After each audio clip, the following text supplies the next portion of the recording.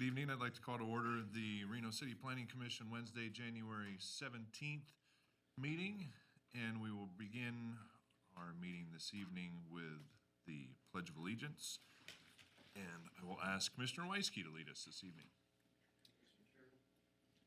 I pledge allegiance to the flag of the United States of America and to the republic for which it stands, one nation, under God, indivisible, with liberty and justice for all.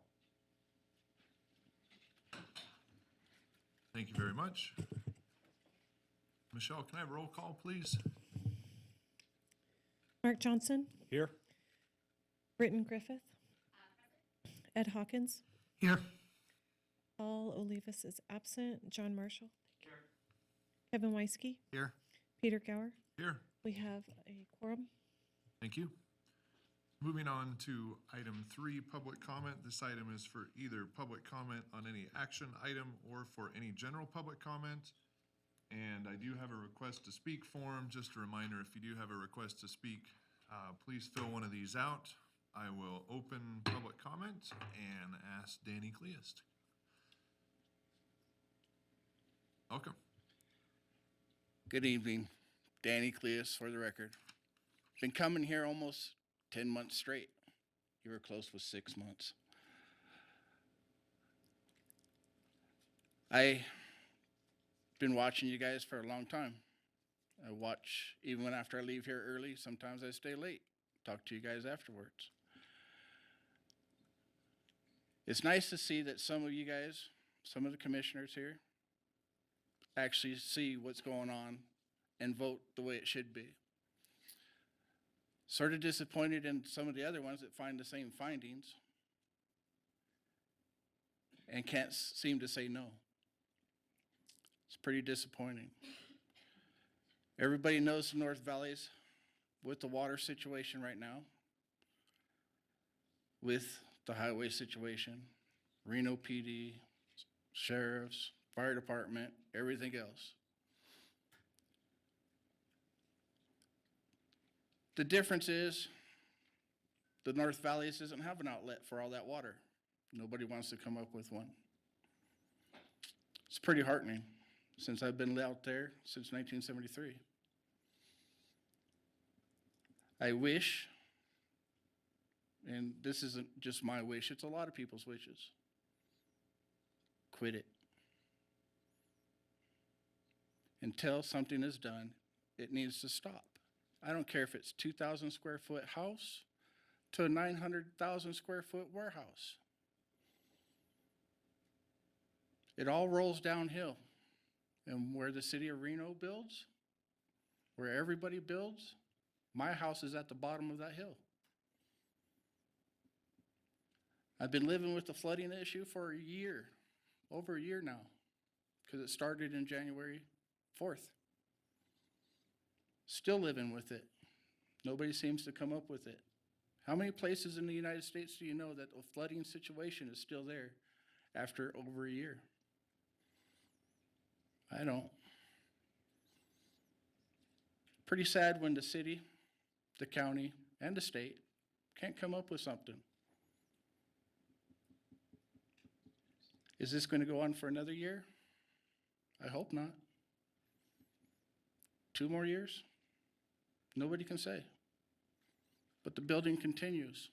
And everybody knows you build in a wetland, you build these massive places where water can't go anywhere, something's going to happen downstream. It's just not here. The only difference is my area, the water doesn't disappear. Other areas like Houston, Louisiana, it all disappears. It goes somewhere. California goes somewhere. Look at California now. Is North Valley going to end up like that? Fire come through first, flood second? Keep going. I can't wait until somebody winds up with a mountain lion on their hood of their car. That'd be funny. Thank you. Thank you. Any other public comments on this general public comment item? Seeing none, I will close public comment And move on to item 4. We have approval of minutes on the agenda. Michelle, I don't believe we have any minutes, though. No, we do not. Thank you. So we'll move on to item 5, city council liaison reports. Claudia? I do not have anything from council members tonight. Okay, thank you. So we'll move on then to item number 6, which is an update on the Virginia Range interface mapping. Brooke Oswald, Associate Planner for the record. Commissioners, Chairman, it's a pleasure to be here tonight. I'd like to just give a quick introduction and a little background on this project and why we'll be presenting this tonight. As you know, I was a few months back, I was before you about the Palisades project and an amendment to a condition, I believe it was condition 10, for not requiring the internal cattle guards on the Palisades project. With that and writing the staff report and looking into that more, what we did determine from that was the importance of the perimeter fencing and how important that was to maintain that safety of both the horses on the range and our public. With that, we moved forward, and staff has been working with an intern from the University of Nevada, Reno, and he's been working on mapping and some other issues that he'll be speaking to tonight. I will be available after if you do have any additional questions related to the cattle guards or anything of that nature. Thank you. I'll turn it over to RJ.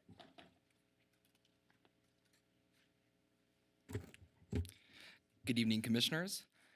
RJ Immerman, Community Development Assistant for the record. I just want to start by saying thank you for giving me this opportunity to speak to you tonight and present about the project that I've been working on for the past couple months, the Virginia Range Interface Mapping Project.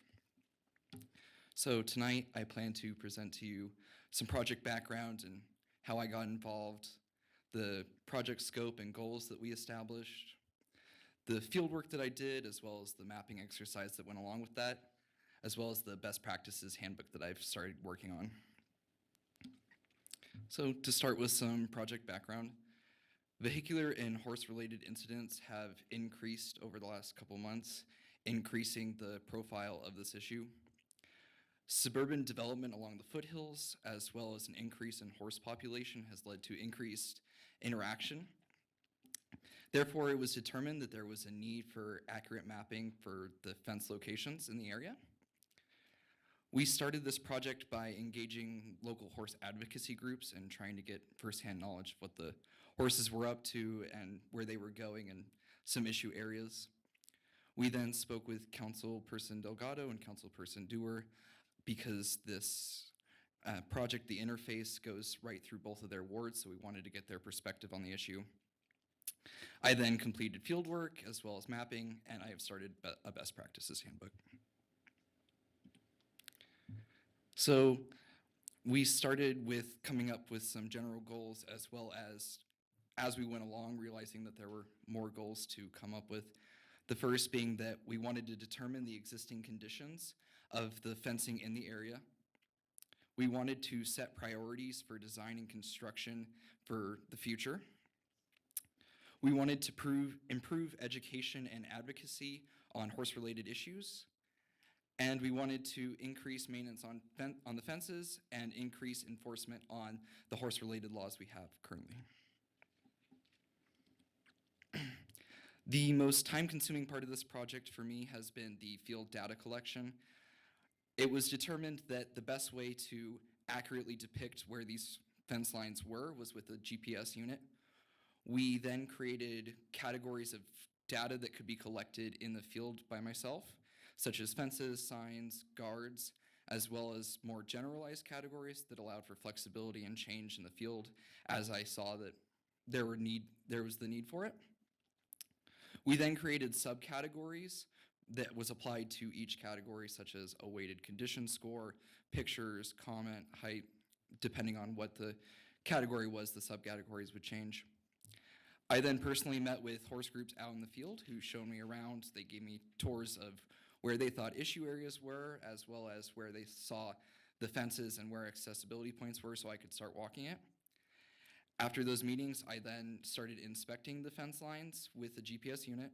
I at one point of the fence and continued walking all the way down, marking locations, as well as taking any other data notes that I would need later for the mapping exercise. This is a picture of one of the most common types of fencing that I saw out in the field. It's a T-post fencing with 4 wires going across with barbed wire on it. This is just north of Rio Wrangler and Damani Ranch High School, near the very south edge of where the southeast connector will be. Moving on to a more suburban example, this is wood fencing that goes on the back side of people's backyards. Once the field data was collected, ultimately we started mapping. The GPS data was uploaded to the computer to be used in a GIS mapping system. I then added several layers of data to the map in order to create a more robust analysis. Such layers included reported horse sightings as well as incidences that were reported by Reno Police Department, as well as the data I had collected in the field. Before I talk about the numerical results of the map exercise analysis, I wanted to first talk about the fence condition score system we came up with. We determined that if we were going to do this, we didn't want to just map where the fences were and what they were made of. We wanted to also learn what the quality of the fences were and where problem areas could possibly be arising from. So we created a 0 to 5 scoring system. 0 meant no fence was present. 1 was a fence in bad condition and was completely unusable. 2 was large portions of the fence was missing, but ultimately with maintenance could become usable. Starting with 3 and above, these are fences that are good and considered effective. A 3 fence met all NRS standards. However, there were some issue areas such as partial holes in the fence, wires missing, it being bent over a little bit, and would require maintenance. A 4 was an improved version of 3, where it is in good condition, still meets NRS standards, but requires significantly less maintenance than what a 3 fence would require. And a fence that scored 5 met all NRS standards and required no maintenance at the time.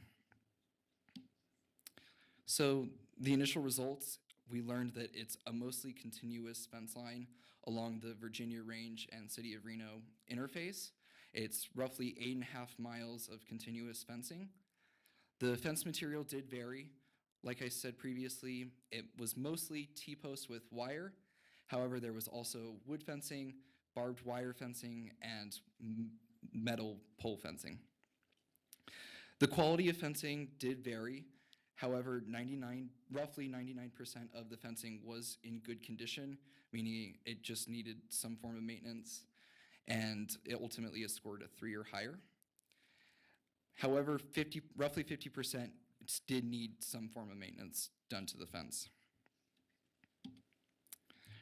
After I completed the mapping part of the project, I've moved on to a best practices handbook. This will detail standards of fence or horse-related issues that can help manage these horses a little bit better, such as fencing, signage, water systems. And it gives different examples of these broad categories to allow the user to come up with different options depending on the design outcome that they're trying to achieve. Ultimately, we do hope that developers and nonprofits will be able to use this because we feel that if they were to use it, it would increase the effectiveness of the management of these horses.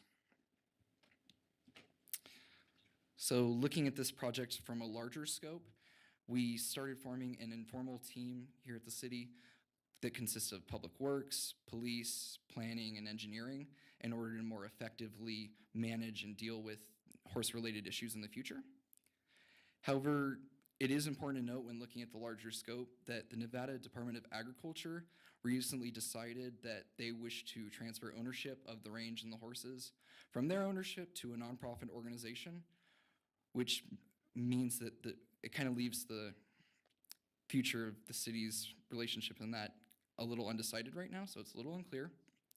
However, the city has requested to be part of the review team that would ultimately be part of choosing the nonprofit organization who would be in charge of management. Thank you so much, and I'm available for questions as well. Thank you very much. Great presentation. Thank you. Questions? Mr. Weisky? Thank you, Mr. Chairman. Who's responsible for the fences and the maintenance of the fences? It depends on the area, so we've conditioned for different subdivisions to have the fencing be a part of their initial construction. But the maintenance really falls on the nonprofit organizations that are working out in the field. They are ultimately, they're the ones who are doing it, I should say. Okay. Brooke Oswald, Associate Planner for the record. I'd just like to speak to that a little bit more. The state of Nevada is known as a fence-out state, so it is the property owner's responsibility to fence their property and maintain that fence. What has happened is the nonprofits have stepped in and have been maintaining sections of fence and working with the property owners to do that. As part of this best management handbook, what we hope to do is to set the standard and the guidelines that the HOA or the property owner, there is a scheduled maintenance and inspection of those fence lines so that we can maintain their integrity. So is this something that we should, in the near future, when we start getting more maps in for those areas, condition them, Brooke, so that prior to construction and final fencing, that current fencing is brought up to standards and maintained? I believe that is the direction we'd like to head. That is one of the conditions that was on the Palisades project before, with the perimeter fencing going in prior to any construction being done. We, through observation and working with the developer, we found that to be a really effective way to keep horses, one, out of the street and two, out of the construction site. So, yes. Okay, thank you. Thank you. So when you were up there doing the field work, was there an indication, you said you were looking for, the animals while you were out there, was an indication of, patterns of where these horses were coming in? You said 8.5 linear miles of fencing. So why are we having, this issue? Where are they getting in, basically? Yeah, I think that there are definitely clear patterns that arise as part of the mapping analysis that I did. I'm just going to go back to the actual map that I created. There it is. So this is the southeast edge of the Reno sphere of influence, and this area in here is county. And that area has roads that go all the way into the foothills, and there's no guards, there's no fences, and this area in here is clearly the highest area of incidents.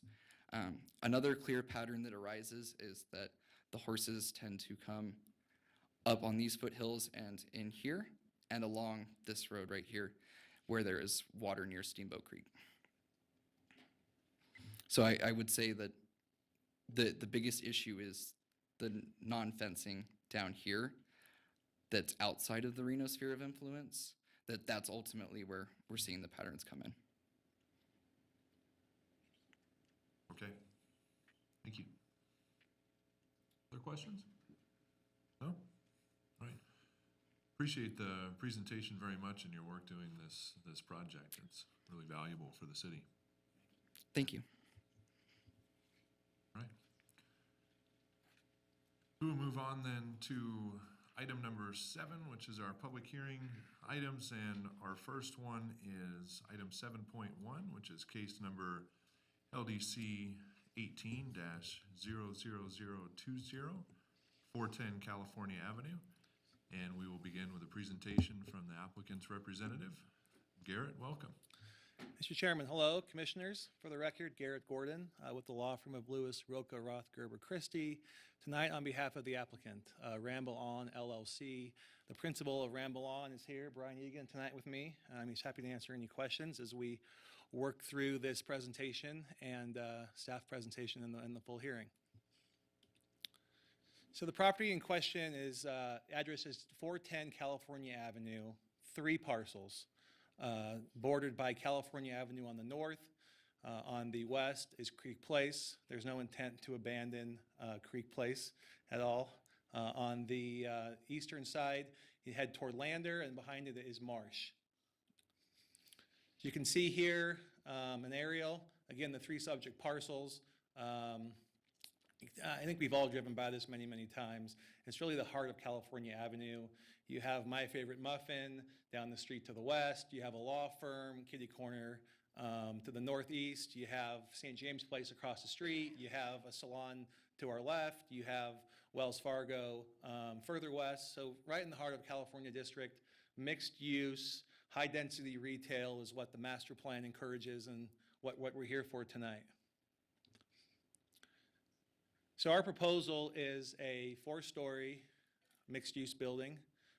You can see the floor number 1 will be approximately 9,300 square feet of retail space. As you head up, you get floors 2, 3, and 4 of residential units. Certainly the master plan is encouraging high-density residential. The zoning encourages high-density residential along this corridor. And as you go down a level underground, California Avenue District requires 0 parking. However, we're planning to provide 28 parking spaces below ground. But why are we here tonight? This building, as you look at it, of the design, the architecture, the articulation, setbacks, everything is compatible and concurrent with code. We could go pull a building permit today, but we're asking to go up approximately 10 feet. California District building height, they're limited to 45 feet. We can come and ask for an increase with a special use permit. And of course, I'm not here trying to argue a variance because that finding is very difficult of a hardship. Here, it's a special use permit meeting those 8 findings to show that we do have a good reason to go up 10 feet. There was a distinction made, and we did meet with about 5 or 6 neighbors yesterday, not direct neighbors, but folks in the area who had some concerns. And just to be clear, the 55 feet pursuant to code is the midpoint of the highest roof pitch. So technically, the highest roof pitch will be 58 feet, but pursuant to code, it's calculated at the midpoint. So to be transparent, 55 feet is a request, but technically it'll be 58 feet at the highest peak. So going through the findings, and I'm just going to focus on the height. We have many slides and a whole nother kind of presentation if you want to see site plans, if you want to see more architecture, if you want to see the full scope of the project, but just focusing on the finding of the height. Certainly number 1 is compatibility with the surrounding area. I would argue, and as staff argued, and we appreciate staff recommending approval, this is in the heart of the mixed-use district, and there are a multitude of architectural forms up and down California Avenue. Second, conformance with the master plan. I think staff identified 7, 8, 9 different policies that showed compatibility. I'd focus on retail uses at the street level, California District. Living here my whole life, I think we've always wanted the retail business on the ground floor to grow and seeing residential go vertical. Infill redevelopment, we have a vacant lot that's sitting there. I think it's begging for development, along with an old law office next door that would be demoed and to accommodate this structure. And of course, higher density along California is certainly encouraged in the master plan. Next, adequate services and infrastructure. According to the staff report, that's kind of a gimme given we're right in the middle, the heart of California District. Service is not a problem, but I would note as a condition, we're required to underground the utility lines on California and Creek. So some of those poles and lines will actually go away, which I think will benefit California Avenue. Next finding is traffic. We in fact did a traffic study, and as staff indicated, there'll be little or no impact with regards to this project and the height increase as relates to the traffic. Letter E, I note this slide appropriate to the area. This has come up kind of numerous times in conversations over weeks about, is this appropriate? As you can see, what we did and what the architect did was, given the Plumas neighborhood that's south of the property, we tiered it down. So there is a transition from the highest peaks along California, and it transitions down to the Plumas neighborhood. So you can see there's a step down from 4 stories to 3 with a rooftop deck, and then another step down to a rooftop patio to the 1 story. And finally, and this slide also addresses Finding H about window placement and height do not adversely affect the privacy of any residential uses. Directly behind us are some residential uses. As you can see, there is a wall with no windows along the first story. So as staff indicated, that we do meet that finding that there will not be any privacy concerns. Finding F regarding is there any detriment or nuisance to area properties? One factor that was important that we thought was as far as the HVAC systems. If you've been down there in that area before, you can see a lot of flat roofs and you can see the wires, you can see the equipment. Part of our rooftop design is to hide and screen that HV equipment. And finally, signage certainly will meet all code provisions as we move forward with the project. And I think this is the first time I've actually put in NAB comments, but I personally was just so excited. I've been to Ward 1 NAB many times, and it's a tough group. I mean, they are educated, they are very articulate, and they certainly care a lot about Newlands and California Avenue, and it's hard to bring a project through there sometimes. But let me just quickly say there was 9 review forms, all in support, from very nice addition to California Avenue, absolutely consistent with the character of the area. Height, not an issue. Additional retail or residential will enhance the area, makes total sense, definitely contributes. I see no reason not to allow the project. Nice shape, great project, well integrated, good project for the area. Those, of course, were in your staff report, but I just wanted to emphasize it was a very, very positive NAB meeting, and it gave us a lot more comfort and excitement about this project, that it is at the right time and the right place. That's all I have, Mr. Chairman. We do have another set of architectural renderings, but I'll leave it at that, and we're happy to answer any questions. Okay, appreciate the presentation. Turn it over to staff at this point. And Brooke, I believe this is yours. Welcome back. Thank you, Chairman. Thank you, Commissioners. Brooke Oswald, Associate Planner for the record. Garrett was fairly thorough about describing the project, the location where it was, and some of the issues we looked at. I think one thing that is important is the transition to the other areas.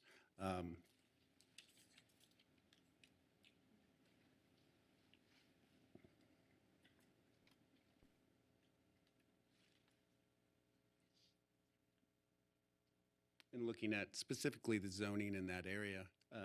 So the project site, marked in the dashed line, is the mixed-use zone on that California Ave. That height is 45. It can go higher with the SUP, as was stated by the applicant. Directly behind that is a professional office zone. The height in that zone is 35 feet. And so when they spoke of that transition coming back down to the Plumas neighborhood, it really is that professional office that's affected first. That does drop to that 3rd floor or 3 stories, and then the 1 story behind that. Currently, there are buildings on the same block that are in that 30 to 35 foot height in that area.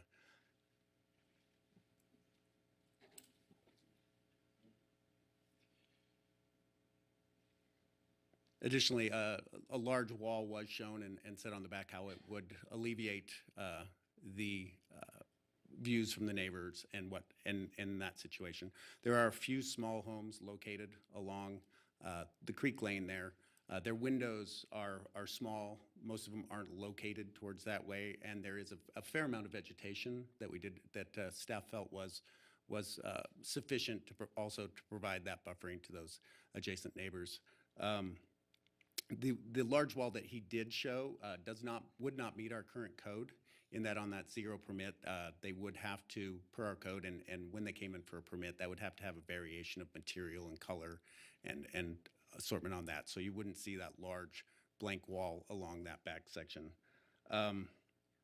In not one of the initial NAB comments, but in a follow-up NAB, we had a comment related to shadowing, and I would like to address that. We do have a city code that does address shadowing, but the shadowing is related to public parks and plazas and public areas, not directly related to sidewalks or right-of-ways in this instance. I think the code with the allowable height is really looking for that density, and shadows do come with that additional density, and it is something we did consider, but saw the density and that intent of that density being the driver of that versus the shadows. As well as they mentioned the utilities being located up top, so that also, not just visually screening that, but I think there's the odors from the restaurant on the ground floor. We were definitely concerned about that and having that mixed use. And two things with that is they are required to, as one of the conditions, to come through and verify to us that they have mitigated that sound and disturbance from the lower retail and commercial uses to the residential uses above within their project. They are proposing 2 separate trash enclosures, one for the residents and one for the restaurant. In that, the grease interceptor would be located under that area. That will all be accessed off of Creek Lane and pushed back in Creek Lane. Additionally, any metering utilities or anything would have to be within the building itself and screened that way, integrated into the building architecture.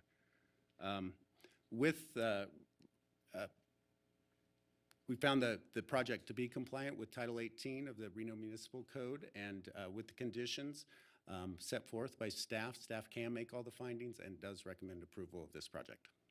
Okay, great, thank you very much. This is a public hearing item, so we will get to public comment, and I do have some request to speak forms. Before I get there, I'm going to ask the commissioners for disclosures, and I'll start with Commissioner Weisky. Thank you, Mr. Chairman. I visited the site. I met with the owner and the owner's representative. Mr. Hawkins, as did I. Commissioner Griffith, as did I. Commissioner Gower, as did I. Commissioner Johnson, as did I. Man, this happens to me again.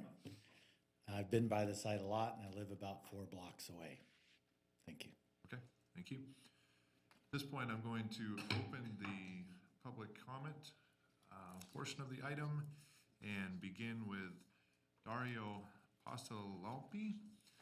Apologize on the last name, followed by Sam Little.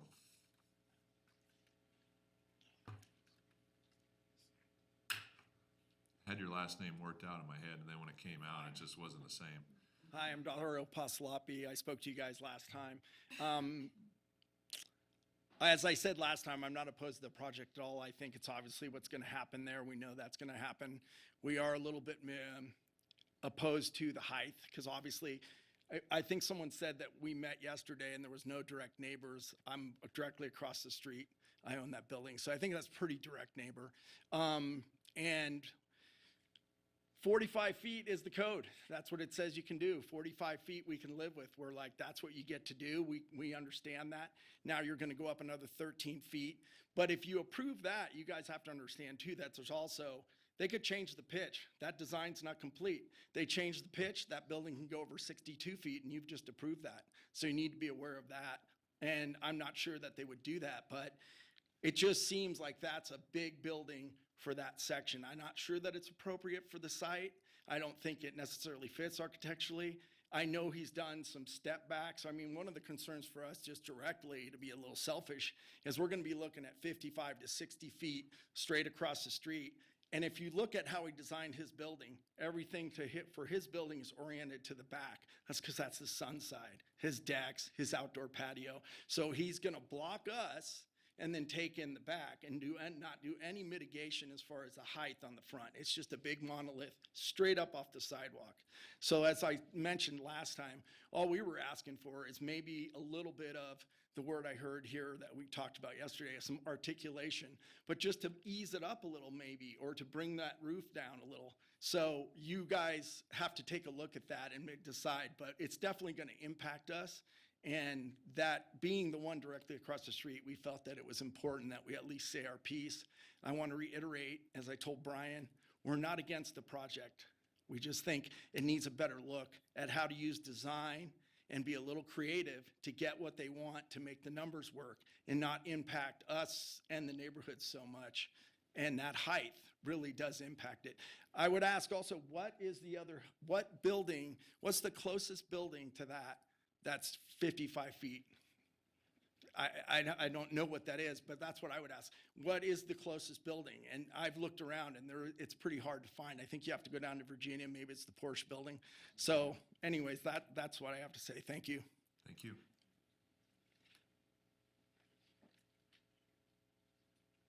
I've got Sam Lettle, followed by Neil Ferguson, please.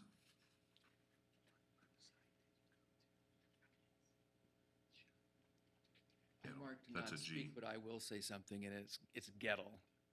And Thank you. so, our family owns several parcels down on Humboldt Street.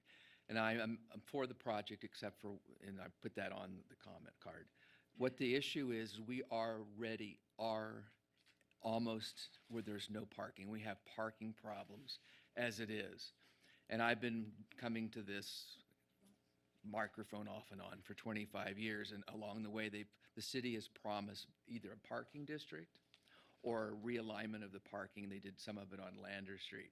And my comment is, since we already are at limitations pretty much, because there are several other apartment buildings that have been built over the last 30 years, and where there was not enough parking.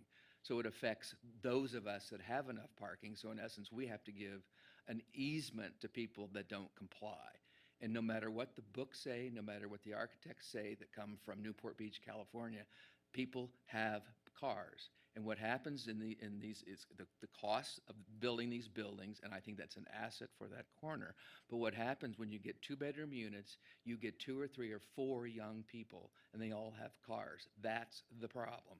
So I am putting before you is to please go back in the records over 10, 15, 20 years of all the discussions from Claudia and others about what we've needed, which is either put parking, slanted parking down all of Lander, all along Marsh, so they take the brunt so it doesn't come up. And my district is actually, I'm in the Midtown residential district. And that's my only complaint here. And that needs to be addressed. It's been promised and promised and promised. They were going to do it on California Street. There's going to be slanted parking, all this grandiose stuff. It's wonderful. The city has to have it. And I would like to see more projects on California, but you're going to have to face this issue. There has to be a parking district of some sort. There's a private government relationship of some sort, or you're going to stop the growth, period. Thank you. Thank you. Neil Ferguson, followed by Roberta Ferguson. Hi, Neil Ferguson. I live at 640 California Avenue. Thank you for the opportunity to make just a few comments. I'm supportive of the project. I do have some concerns along the lines of what Mr. Dario said, or what Dario said as well. I think that the building is really too large for the site, and that going up more than 45 feet will be a burden. It will cast shadows. I don't. Maybe shadows aren't a concern, but they certainly are a concern to those of us who drive along California Avenue in the winter. This winter, of course, hasn't been much of a problem yet, but there will be ice and snow that build up on that street out in front of that building, and it will go clear across the street now at 45 or 55 feet, or 58, whichever is the number that we wish to play with. As I look at that building, and I'm not an architect, but I live on California, been very active in the Newlands neighborhood over the past 45 years that I've lived there. And I think that I have some sensitivity to what a facade of a building looks like. And we were told yesterday that the drawings that we're looking at are not the way it's going to be built. That this is just a rendering. This is not, these are not the drawings. So we don't really know what we're dealing with on that facade, what we're going to see. We were told that there might be some different kind of materials that would make it look like wood. We've got different planes going on. We've got a variety of pitches on the roofs. But when I look at that, one of the things that immediately strikes me is that the gables and the roof lines are sharp edges. And I look around that neighborhood at other older buildings particularly, and you never see that. You never see those gables that don't have some slight overhang from the roof. But that's just me kind of doing my amateur neighborly thing. But nevertheless, in general, I support the project. We want something there, and this is certainly much better than what it could be, but still have these concerns about height and about that massive facade. Thank you very much. Okay, thank you. Appreciate the comments. Roberta Ferguson, you checked both boxes, wishing to make a comment and not wishing to make a comment. I decided, I didn't realize I checked both boxes, but I have no more comments. Okay, thank you. Next up then is Mercedes De La Garza, followed by Scott Gibson.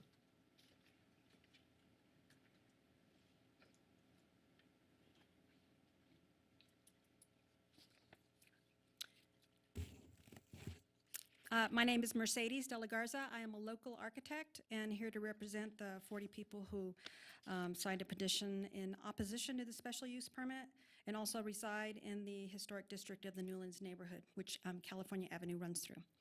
First, I want to comment that every person I spoke to is in favor of this property being developed. Nobody is opposed to the use that they're proposing. We think it's fabulous. However, we are opposed to the application for the increased height. In the Northern Hemisphere, as you know, good planners know not to promote development higher on the southern side of a main street configuration because it does create that shadowing, as we had talked earlier, and create some solar impact. It also blocks sun from existing businesses that are on the street as well, across the street. But what I know right now is that the proposed project has to comply with two different standards, the Downtown Regional Center Plan standards and the California Avenue District standards. So regarding the downtown standards, there were 3 items that I found that it didn't really comply with. One was number 7, which reads the development should be designed to provide transition, as we talked about earlier. If you look at the heights on the east and west side, we're more concerned on what shows on California Avenue, not how the back of the building transitions. So you have these very tall buildings on the east and west side, and they dwarf those little tiny buildings on either side. We don't feel it provides that transition. Number 8 reads, establish a distinct identity and architectural detail that provides a high level of interest at the pedestrian level. Although this is somewhat subjective, we feel that what we were presented and again shown yesterday is not significant enough to meet a high level of interest on the pedestrian level. You walk around the neighborhood and there is significant detail as a precedence to this, and I don't think they looked at that. Number 9 reads, buildings should be oriented towards the primary street frontage or provide prominent pedestrian access. We feel the entry for the residential pedestrian, the people who are living in the building, should be looked at a little bit more carefully. The actual entry door is not anywhere close to California. It's down the east side facing the Baptist building. So we feel like that's not, if that was changed to the front of California, it would meet that consideration. And regarding the California Avenue District standards relative to this application, it says the maximum building height of 45 feet. And this application is being asked to go up to 55. And as Dario had commented, that there is, when you get to that midpoint, at 55 feet, if you change the slope, you can get up to, the way it's currently designed, you can get up to about 64 feet by my calculations. We don't feel the application meets the findings based on scale, height, layout, architectural, and overall design of the development.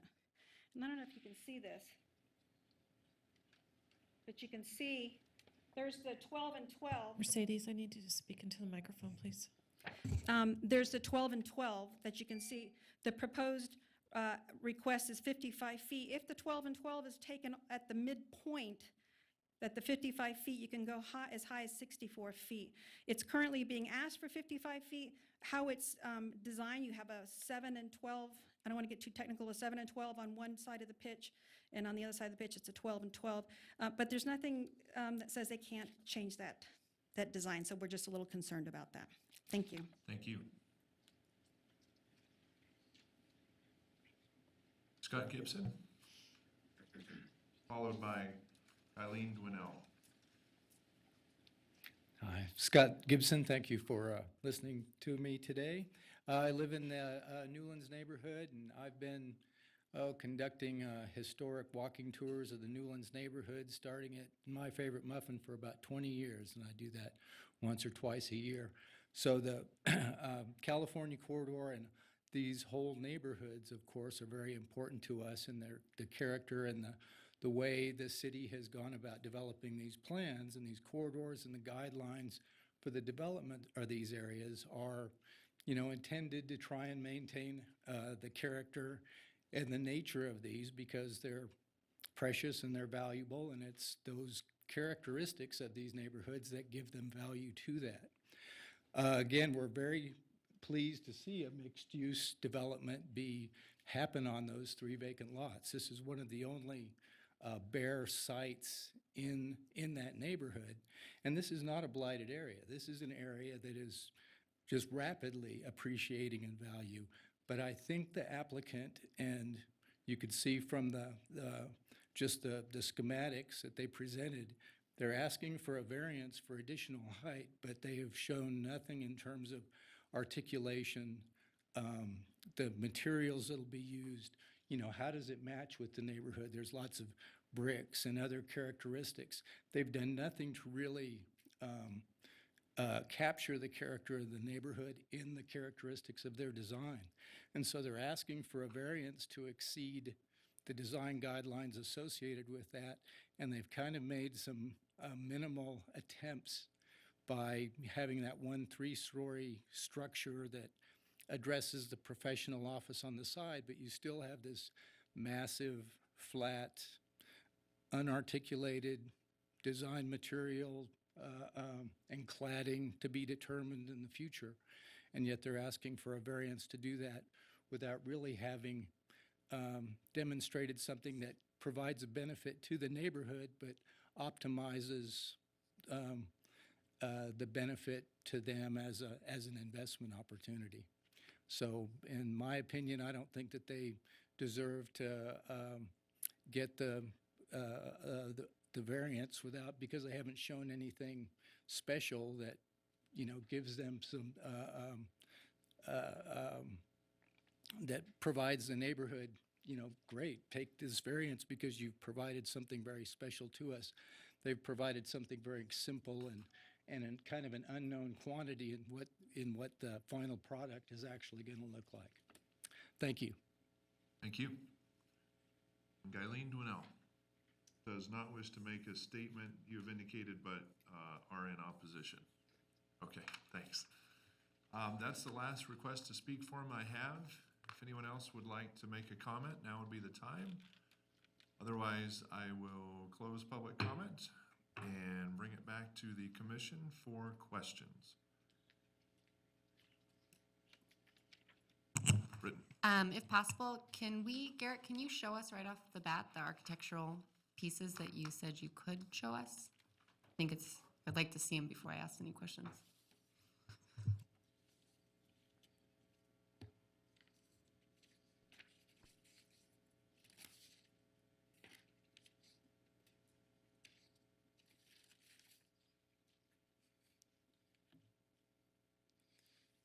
So the format is, for the record, Garrett Gordon, the PDF, which isn't compatible for the screen. So let me just walk through it this way. So Ramble on LLC interviewed a number of award-winning architects, nailed one down that knows and can appreciate, that we think, infill development. The idea was they looked at the surrounding neighborhood, looked at the context, looked at the architecture, and what they found was gabled roofs. I think we can all agree on the area of gabled roofs. They took that,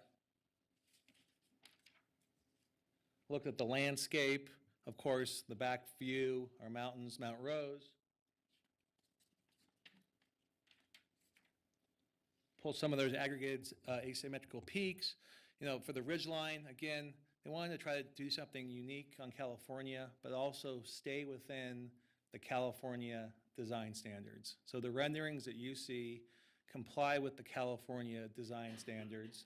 If there is a change to a facade on one way or the other, or any changes whatsoever to our renderings, we still have to stay within the California design standards. So there will be certainty to the residents and the neighbors that we're not trying to deviate from anything that's not currently allowed. I'll just keep moving forward here. Architects have a lot of slides, but let me get to the meat of what you're asking for. But you can tell, and there was a lot of effort and attention to the specific design and how it would work on that specific location and how, frankly, it would look. I mean, we want a very attractive building that will attract tenants, will attract retail folks, and really add to the significance of California Avenue. Garrett, can you move those up? We can't quite. Oh, I'm can't sorry. quite get it on the screen. Thank you. Let's just break that off and do this. So there's a rendering looking at the building. That would be its northeast corner. So looking west, right? My favorite muffin would be to the left here. As you can see, the idea is, again, retail floor. You can see the windows, right? I mean, I'm understanding, and I've learned a lot about architecture in the last couple weeks, but with respect to the windows, it's pretty easy just to build windows that line up directly as far as the cost. But the fact that they're staggering the windows, the fact that we have the peaks, the fact that on the first story you have the retail where there is the articulation, it is, I think we can all agree, architecture is in the eye of the beholder. And someone's going to be talking about this building. Some people are going to love it, some people are not going to love it. But the fact that you're talking about it and adding to the interest of California Avenue, we believe is a good thing, so long as we stay within the California District design standards, which we're not asking to deviate from. Again, you've seen this picture before. Here's the north elevation. Now we're looking, that's the northwest corner, looking down California Avenue. Where that pickup truck is Cherry Place. You have on the left-hand side there, again, potentially a restaurant. The idea would be not just to have windows, but to slide open a door and have, of course, the master plan encourages pedestrian activity, have people be able to walk in and out, and folks who are enjoying a restaurant or a cold beverage can interact and see with the pedestrian traffic going along California Avenue. As that pickup truck continues south on Cherry Place, left-hand side there is where the underground garage would be. And you can see on the right, on that western elevation, are those outlets and those, more, articulation, which is, the key. And we've heard when we met with the residents yesterday, they wanted to see the articulation, so we show them these additional slides, which were not part of the packet. I can go through the site plan of each floor if that'd be helpful. I know we're dealing with a SUP for height, so I can avoid the interior. It's up to you, Commissioner. Thank you, Mr. Gordon. Mr. Chairman, I just wanted to see the exterior architectural at this time. Okay, thank you. Claudia, can I ask you a point of clarification on this? We've heard the term come up a couple times in public comments, a variance. Looking at the staff report, I'm seeing that it's a special use permit. Can you just clarify what the proposal is here in front of us tonight? Sure. It is a special use permit that's before you tonight. The California Avenue District allows for without a special use permit, it allows the max roof height to be 45 feet. You can exceed that with a special use permit. So a variance is not in place here, so you don't have to make that hardship finding that you typically would with a variance. It is your findings regarding a special use permit or start on page 8 of your staff report. And I think that answers your question. Okay, thank you. That does. That helps. On that Please. question, Claudia, you were talking about this 45, go up to 55 with special use. Is that the same, that's current, is that the same what's in Reimagine Reno for that district? 45, 55? Reimagine Reno would not specify a maximum roof height. The new master plan is a policy base, so it's not going to go to the details of a maximum roof height. And that would be in code? It would be in a code update. Mm-hmm. And so that do we feel that this is consistent with what we might expect to come out in code for that area in I don't implementing? anticipate this requirement changing, this standard changing. What, can you explain to me a little, if we have a base height of 45 and special use, if you can make the findings up to 55? Yes. What, I assume that there's some sort of judgment that 55 is appropriate if you can make all the height or all the findings regarding the special use permit, Correct. compatibility, et cetera. Correct. So when we brought forward the DRRC for adoption, Downtown Reno Regional Center Plan, we did quite a bit of outreach in the California Avenue District. The input we received at that time, this was 10, 12 years ago, something like that when it was adopted, was that 45 generally is an acceptable building height. In some cases, with appropriate architecture and building placement, that higher than 45 could be acceptable and appropriate, but that they wanted to see this on a case-by-case basis. Thank you. You're welcome. Thank you. Commissioner Weisky? Thank you, Mr. Chairman. Brooke, please.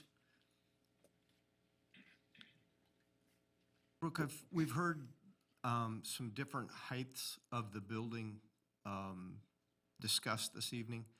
At one point, I was told, and I believe I read it in the staff report, although at this minute I can't find it, that the actual top of the highest ridge line is 58 feet, not 55 feet, but that there is a different way of figuring what the actual average height of that roof line is.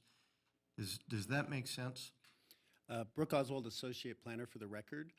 The way that roof pitch height or the roof height is determined when you have a pitched roof is the median of that pitched or the average of that pitched height. That's why you're seeing them proposing the 55. The pitch is actually at 58 is what they're proposing, but the way that on a pitched roof, how the height is determined is by the average of that pitch, of the highest pitch of the building. Okay, so it's the median height that's not the actual height. Correct.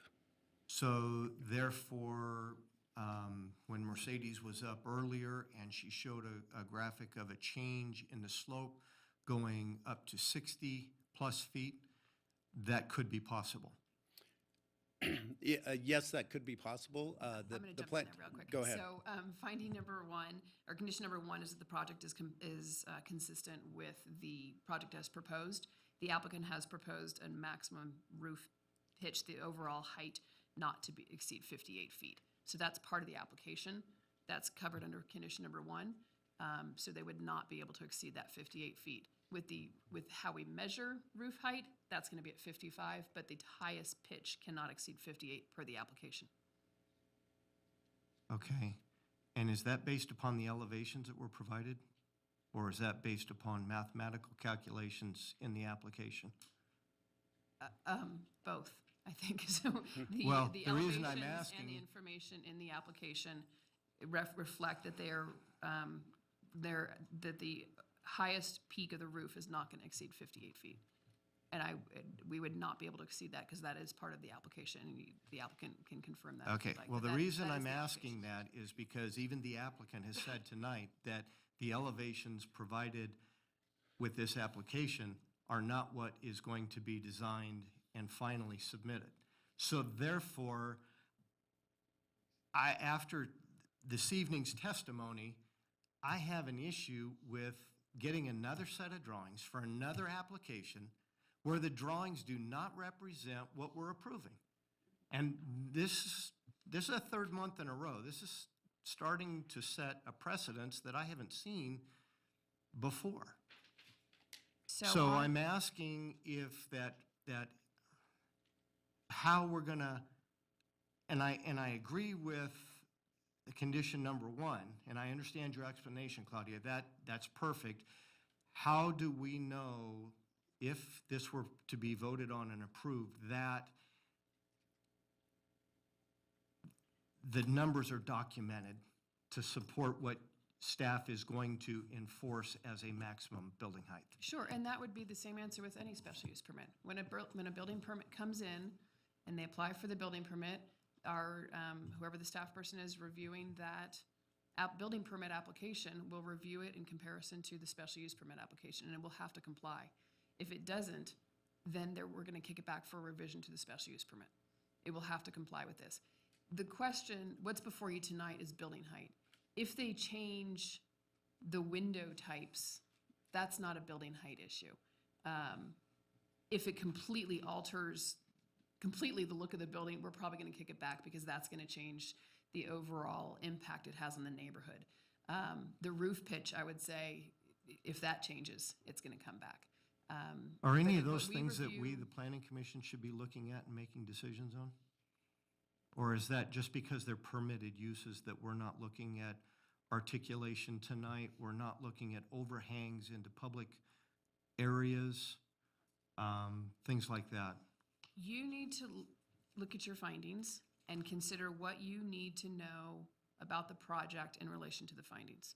So I would say the primary, Okay, all the well- findings are important. The primary one, I would say, is finding E. If you believe that whatever portion of the building impacts that neighborhood or that surrounding area,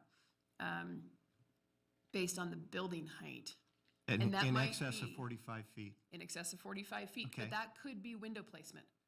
You know, if you've got windows up that high, if you think about that, if you're gonna bring it down to 45 feet, your windows are coming down that much further also. So window placement would be an appropriate consideration. Sign location, lighting, anything that's gonna impact the surrounding area based on that building height increase. Okay, Does that help? yes. And actually, since we didn't see signage on this building, we don't know, and it's a condition, we have no idea how it's going to affect it. But staff has asked that we approve it and let staff deal with it at application time for a building permit. Well, again, it would be signs as it relates to building height. But we don't, okay. Again, we don't know where that is, right? Because we don't know where signage is being proposed. Is signage only being proposed on the first floor? Is it being proposed at 53 feet, top of sign? So again, you would have to consider where would signs not be appropriate. And I'm not suggesting a condition, of course, but you may want to consider no signs above a Yeah, certain height, above the first level, or something like that. And that way it's stays consistent with the area, and a condition like that would be appropriate. Got it. Thank you, Mr. Chairman. Thank you, Claudia. Thank you, Brooke. Thank you. Commissioner Marshall. Oh, Brooke, sorry. Didn't get to the mic before you sat down. Where's it? I'm fairly familiar with the area. I just want to confirm my own kind of observations and to relate an email exchange we had. The nearest building that's over, I think the nearest height, max height is 2.5, like with adjacent buildings. Okay, yes. Where's the nearest 3-story building? Is that? There's on the same block and actually in the professional office if you were looking, it would be let me flip around, Is it the back side? The southeast corner of that block is currently an existing 3-story office building. Is that?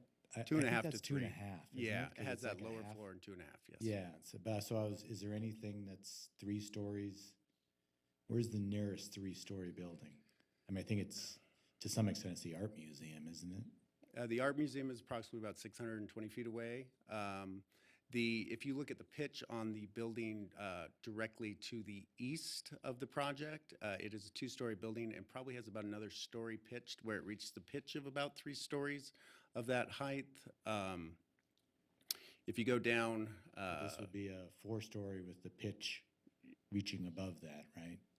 So it's still about a 2-story difference between. Yeah, I would say you probably have about a 2-story difference currently, yes. And for me, the biggest issue that I have is the facade facing California. Okay.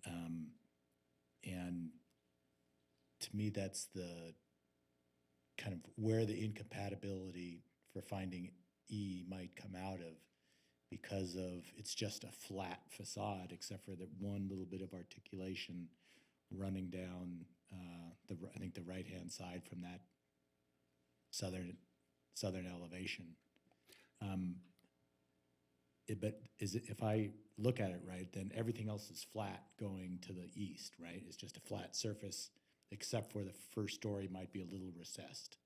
When staff looked at this, and you have to refer back to the mixed-use code on this, because of the density they're providing, and that they actually have moved up to the zero lot line on that, the articulation requirements change. They're not required to have the articulation, and what we look at more is change of materials, fenestrations, and from a pedestrian level, of visual interest from that pedestrian level. As staff analyzed this, we felt that the offset of the windows, the pitch, some of the proposed materials that were there met that requirement. In addition, there is still an articulation that happens along that with that front coming out and being articulated where windows go back in within the building. And we found that to be of a pedestrian interest and meeting the standards set forth by the MU code.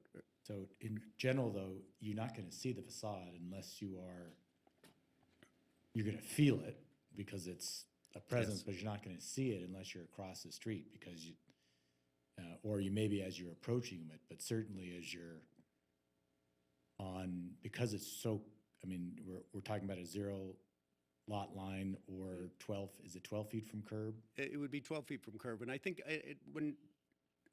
you need to look at it two places. That's pedestrian across the street and looking at the building as a whole.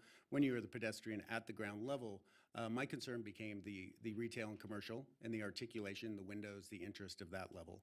And so I really took into consideration that there was activity there. They are required to put in 4 feet of landscape, additional amenities. Part of this requirement is that 1% of the cost will go back into a public amenity or public appreciation along that.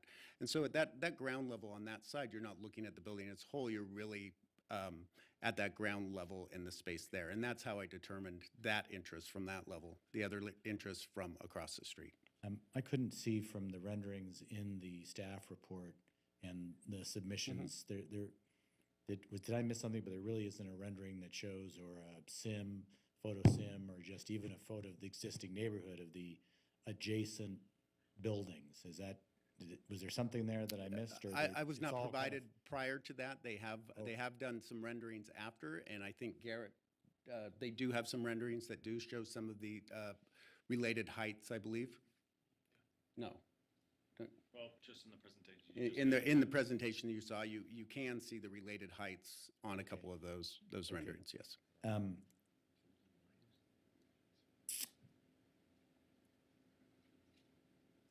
Let me just, I have a couple, I think I'd like to move to Garrett if.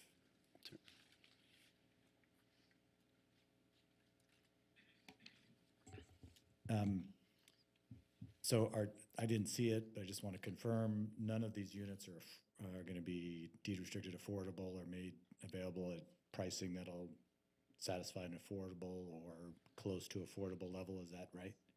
Sure. For the record, Garrett Gordon, yeah, kind of consistent with that Urban Land Institute study recommending a need for market rate housing in the area. It'll all be market rate housing. So all market rate.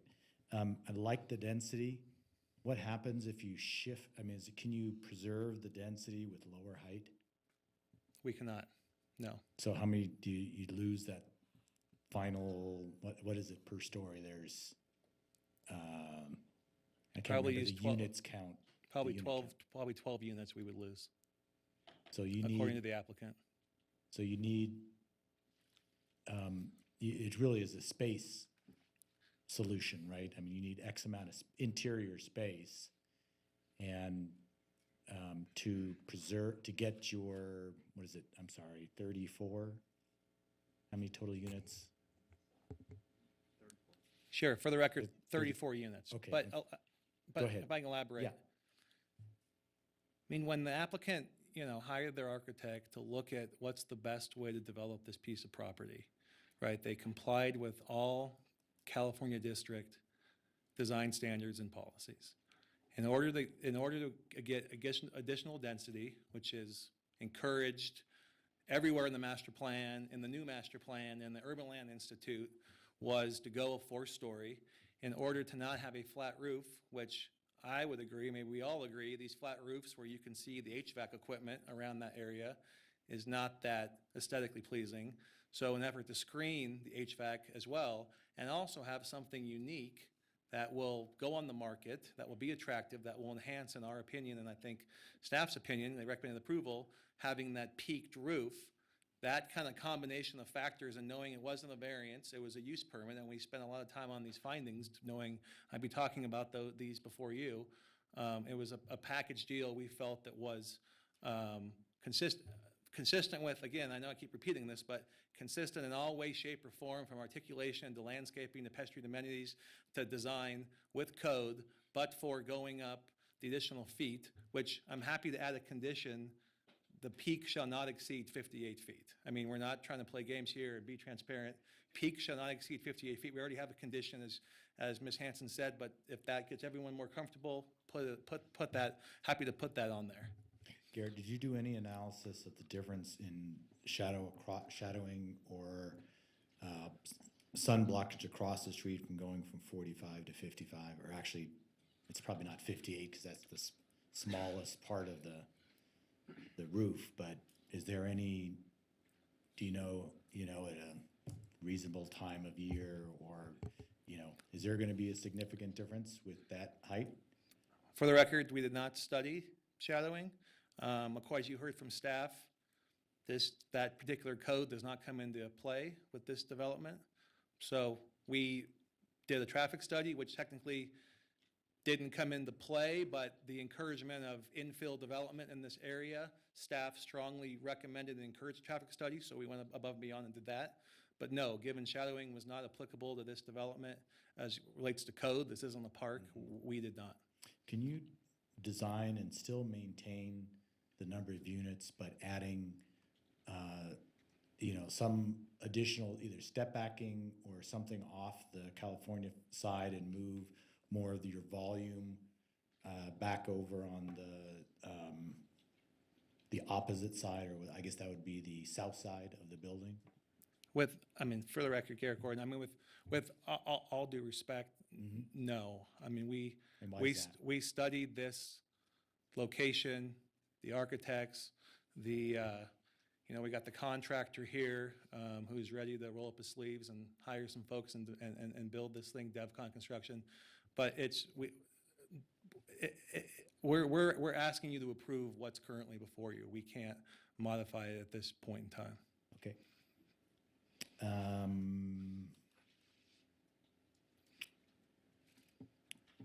I think that's all I have. Thank you. Thank you. Mr. Johnson. Commissioner Johnson, Garrett, before you sit down.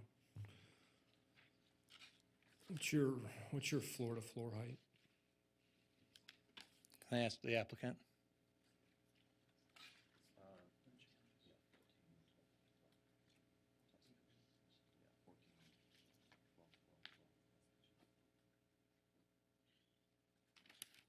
I'm told by the applicant, first floor is 14 feet, and then 12 feet with pitches as you go, floors 2, 3, and 4. Okay. So, getting back to the issue of the height here, and if we were to be looking at the same project, not with the height increase, so we'd be looking at a 45-foot, technically, if you just squashed the building, 48 feet to the peak, those 10 feet you'd be taking out of each floor if we wanted to keep the same density. So I guess my question is, and I'll let you answer this, do you feel that reducing the floor-to-floor height is in keeping with standard residential construction of this type? In other words, if you had an 11-foot floor-to-floor height, what does that do to the interior of your project? I'll let the applicant speak to that. He's chomping at the bit, given this is his heart and soul is in this, so let him address. I spent a significant amount, I'm sorry, Brian Egan, for the record, I'm the developer. owner of the property there right now. I spent a significant amount of time with my architects on this exact issue because I knew what I was up against, having to come for an SUP versus just permitting a building to build.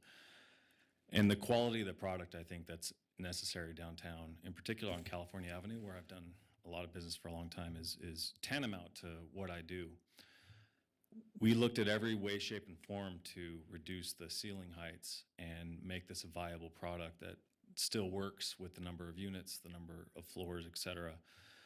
The problem is that the quality of life and all the sound concerns, everything with modern construction requires, it's not like you're building slab to slab and then that's, everybody has 12 feet to work with. You have ceiling drops, you have things inside those ceilings. And it is not like you just go from 12 to 11 feet and you're living in 11 feet. It goes from your living space being 10 feet to 9 feet to 8 feet.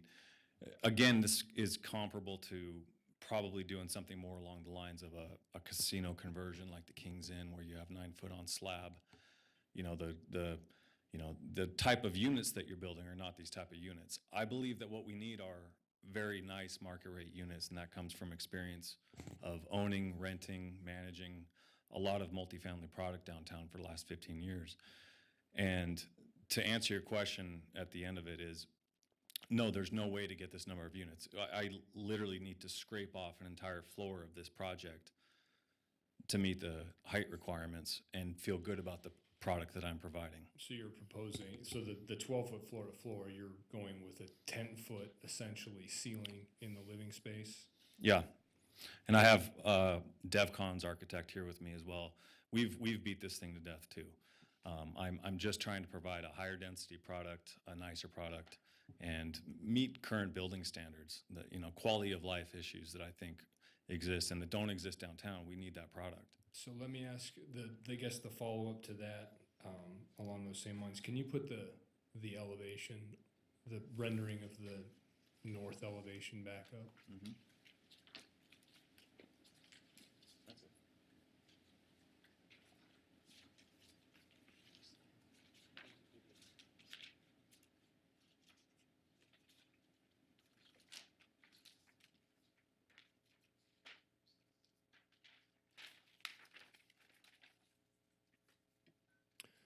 So when I'm looking at those windows, are those 10-foot windows in height? Yeah, that's about 10 foot. Okay, and even the upper story appears taller than that? Is that? They are slightly taller on the upper story. And in fact, they have, 50% of those units will have vaulted pitched roofs. They're only on the front because interior to the design of that building is where all the HVAC and utility systems exist on the rooftop. But they have a little bit higher ceiling height and vaulted ceilings on the front end of those, as well as on the back end of the back units. Would that be correct, Ken? So even though, Yep. so when I'm getting up to that upper level, I do actually have a higher. By inches? It's Yeah. just because of the front, okay. Yeah. And then to follow that up, I'm looking at the plans that were submitted with the package, and I just wanted, this is as much for the rest of my commissioners to go into discussion, but what I'm reading in the plans is that wall of, that we're seeing there of 4 peaked areas, those are not planar. In other words, if I'm reading the floor plan right, those are actually at a slight angle to each other? Absolutely. All of those have been kind of twisted. If you look at that as like 4 buildings that are attached, and in fact, 2 of them you still see really deep articulation into the front of those buildings. Obviously bigger on the west side, but and you still have that dip in there in the middle of the building. But no, those buildings are all twisted. Do you have the floor plan you can put up?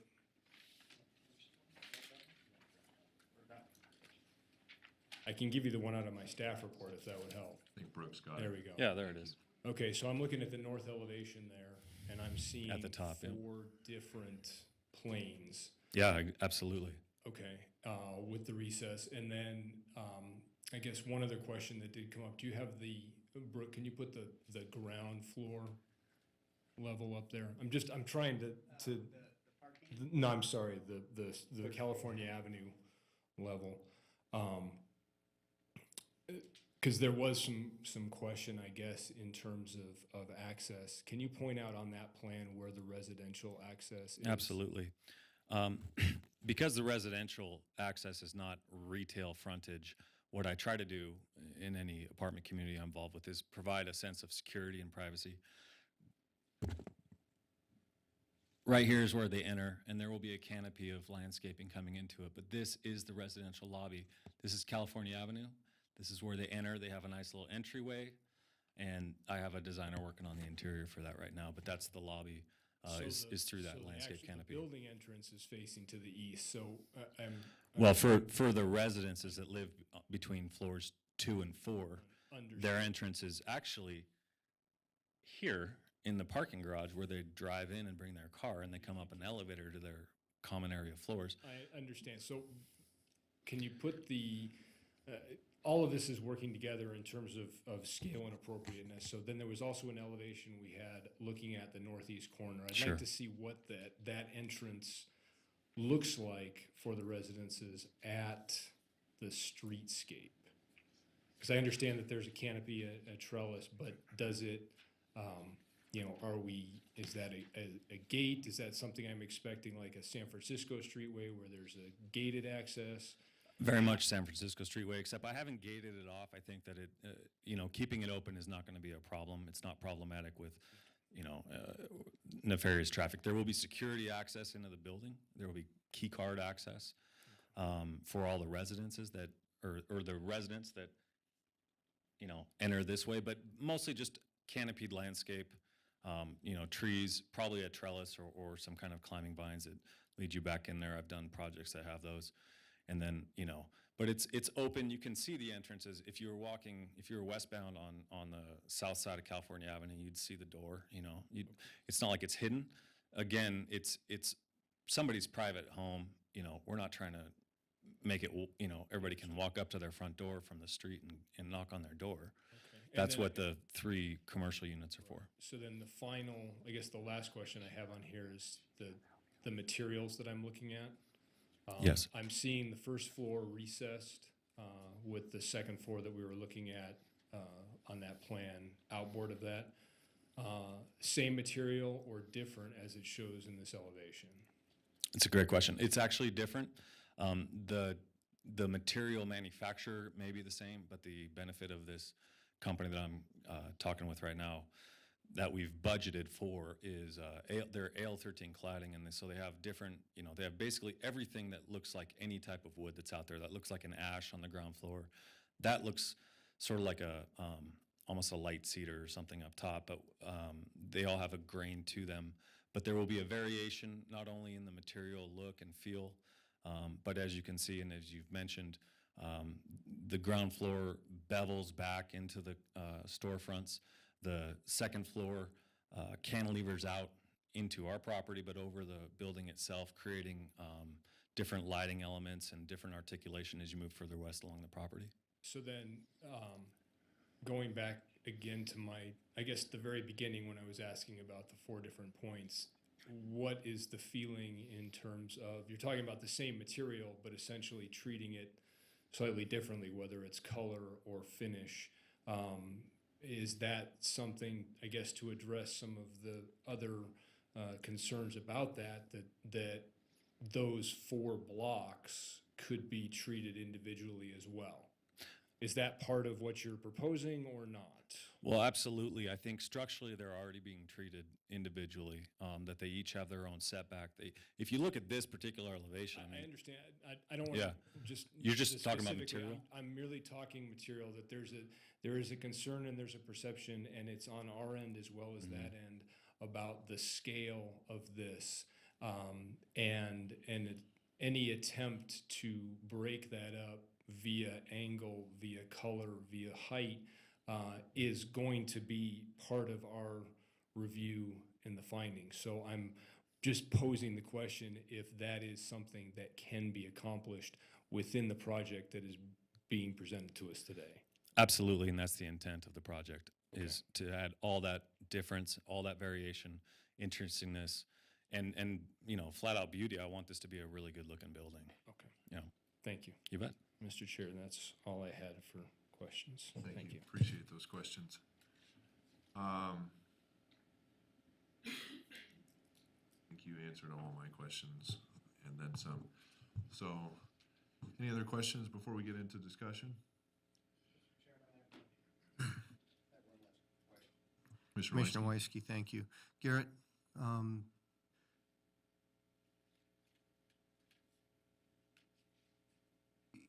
is it just in the architect's rendering of this north face, or is it in the actual design that the ridge lines are at different heights?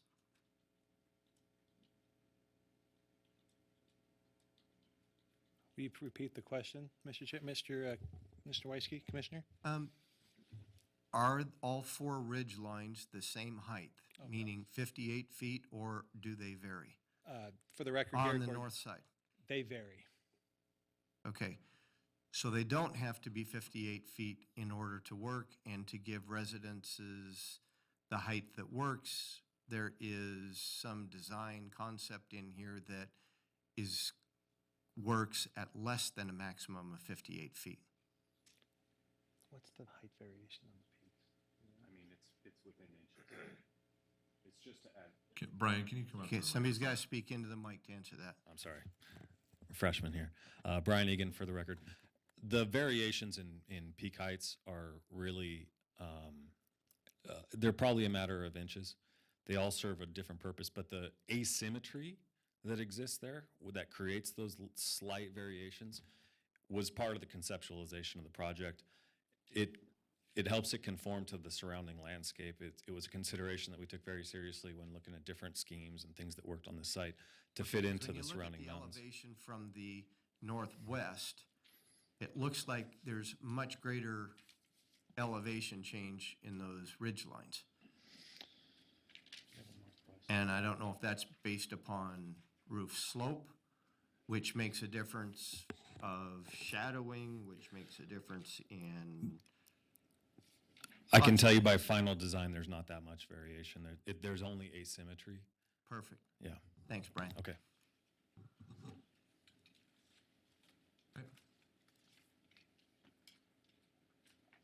Any other questions? Commissioner Weisky, I'm going to ask you to start off discussion because you brought up a point, and you touched on it on your last question regarding the information received versus being pushed forward for final approval at the building permit. And what I'm asking you to do is to kind of reiterate your question and your concern that you posed to Claudia.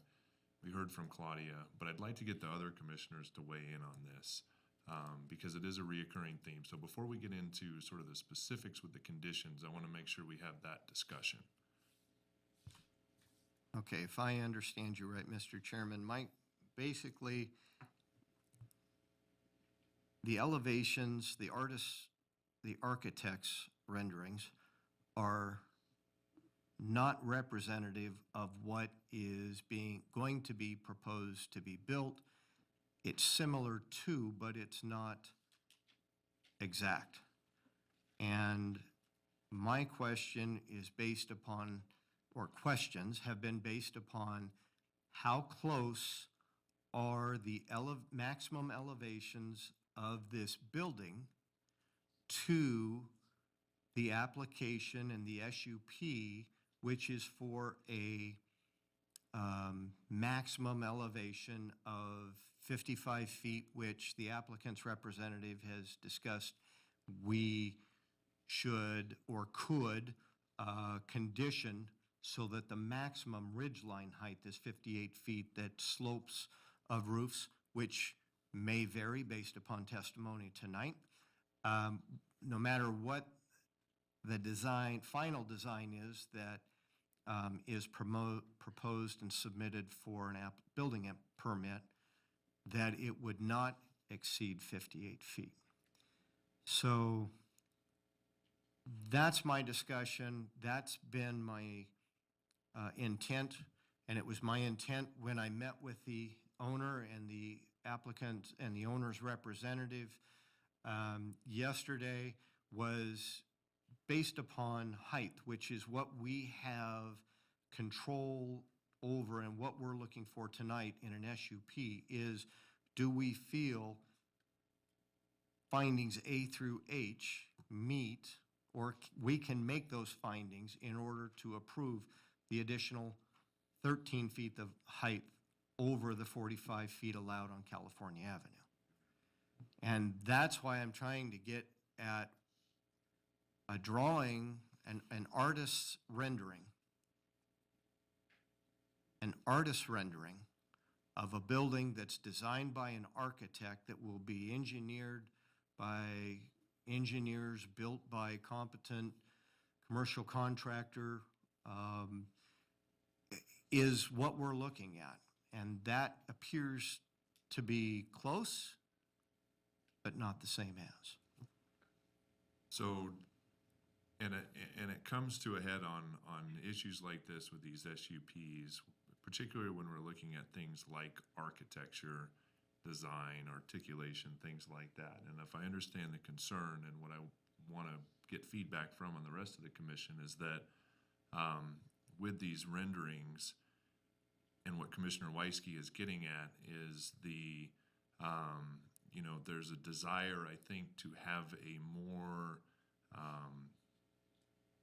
more complete or, designed plan set that is going to be more static going forward, if I'm understanding you correct. So we have more certainty in our decision making in when we make our findings. Is that summarizing your concern correctly? Not exactly, but you're close to the point. In other words, in the past, projects have been submitted and staff has said, no, you showed stonework as part of the front facade, not brickwork, not shiplap siding. That's not what you submitted and the Planning Commission has approved. That same thought process and that same process that's been used historically could be used with the height elevations of this building. And that's why I want a good understanding of what the maximum ridge line of the building is in order to condition it properly. If it's 55 feet instead of 58 feet, I want to know that because in the wintertime, I believe that hypothetically, I believe that it could cause a traffic issue on the street where the sun doesn't get all the way across the street and thaw the sidewalk on the opposing side of the street, and there's not a safe pedestrian pathway. That's a hypothetical. I'm stretching it. But it could be. So does a condition having it at a maximum height of 58 feet address that? I believe it does. Okay. I believe it does. Other thoughts, Commissioner Marshall? Yeah, I'd like to echo the way that you summarized it, which I do agree. And the way that I would put it is, in order for us to make the findings,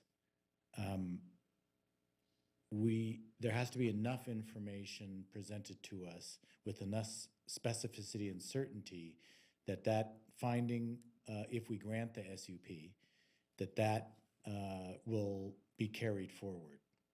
And so as we get further and further away from that, what the final plan set will be, it increases the level of our uncertainty as to what the actual final product is going to be, and increases the burden on our planning staff to try to ferret out, okay, they made this change. Is that a significant one? Would that have made a difference in the commissioner's mind in making their compatibility findings? And so I think rather than, I view your comment as saying by having greater specificity and finality in plans, we have to understand that, there's probably an economic reality that you only want to get so far through permitting process to see if you get a permit. and before you commit to doing final designs and that kind of stuff. But there seems to be a better place to draw that line than perhaps, for me at least with this project, where it's uncertain to what the exact, it's so critical is how it looks, how it feels, how it interacts with the neighborhood in this particular case, that it's more critical that we are further down the road than what seems to be, or at least that's a concern of mine that I have in terms of saying, or having confidence to say, if we make a finding, significant things are not going to change. So that's how I would echo your concern that I share. Mr. Chairman, can I jump on the back of that? Because I agree with Commissioner Marshall on that, and that is that the renderings in this case, or in any case that we see, but particularly in this case that we see, should at least represent what any articulation changes occur in the height of the building, because that's what the SUP involves. It does not involve necessarily the finishes of the outside of the building, but it does offer us some more clarification. The other thing that, if I can confirm a point on, and that is that I'm flipping to on Creek, the alleyway. The rendering, when you look at the west rendering, shows overhangs. Yet the building is on a 0 lot line. Now, staff earlier told us that the elevations, window placements, and things like that can make a difference in whether or not we can make the height findings. And on that west elevation, there are landings or protrusions that go out over the public right-of-way. Now, I had this conversation specifically with the owner yesterday and the applicant's representative, and was assured that no part of this building extends beyond the property line into public right-of-ways, either over the sidewalk, over an adjacent property, or into creek. But by looking at the elevations that are presented, which we are to make a decision over, that could make a difference in whether or not the height of the buildings work if something gets granted down the road and a public easement is granted to where there is a false balcony or a protrusion off the building that goes beyond the property line in order to create articulation. Well, in this case, based upon what the heights are, does it create a problem for vehicle passageways, for pedestrian passageways, anything like that at different levels? We don't know, because that's not what's been presented to us. So does that then create a problem in making finding D or E? That's the benefit of having renderings that represent what is similar to, not large variations, but very similar to the final building. Is that helpful, Mr. Chairman? It is. And I would say in response that for this particular discussion, for this project, I am confident in, based on the line of questioning that Commissioner Johnson had with the applicant, that we have opportunities to fill some of the gaps that you're talking about that may be lacking in the renderings with conditions in this case. But I wanted to have this discussion, and I'm not stopping the discussion. I'm just kind of interjecting at this point that for other projects going forward that are more complex, that may include, more specific site design, in potentially other parts of the city, having more information available that is closer to what is ultimately, possible to be approved would be very helpful. So having said that, I think there are opportunities to, put in conditions like peak shall not exceed 58 feet, getting to what Commissioner Johnson was talking about with potential color, changes for the 4 different structures, things like that to address finding E. So I just wanted to say that's where I'm at on this project, but I did want to, have the opportunity to have that discussion here because I think that is a theme that's been coming up, particular for these SUPs. So, Mr. Marshall. Could I just start on the general discussion? Is that okay? Or Please, yep, please. I think when we look at this particular request, I don't find there's anything particularly special about their design and compatibility that wouldn't apply to any other property on that corridor. I think once you go south of Arlington, you're kind of in this, is that right? No, sorry, east of Arlington on California. So in some senses, what I look at this and say, is this what we want? If we allowed this in this particular design, i.e., basically there's some articulation, some color difference, but basically you've got a pretty solid facade at max height of 58 feet on a 0 lot line. And is that the kind of design and our compatibility and findings that we want along the rest of the block, or down to California, wherever it is, that we're going? I think as you get closer and closer, the height, there's obviously some higher buildings along Liberty and right there on California.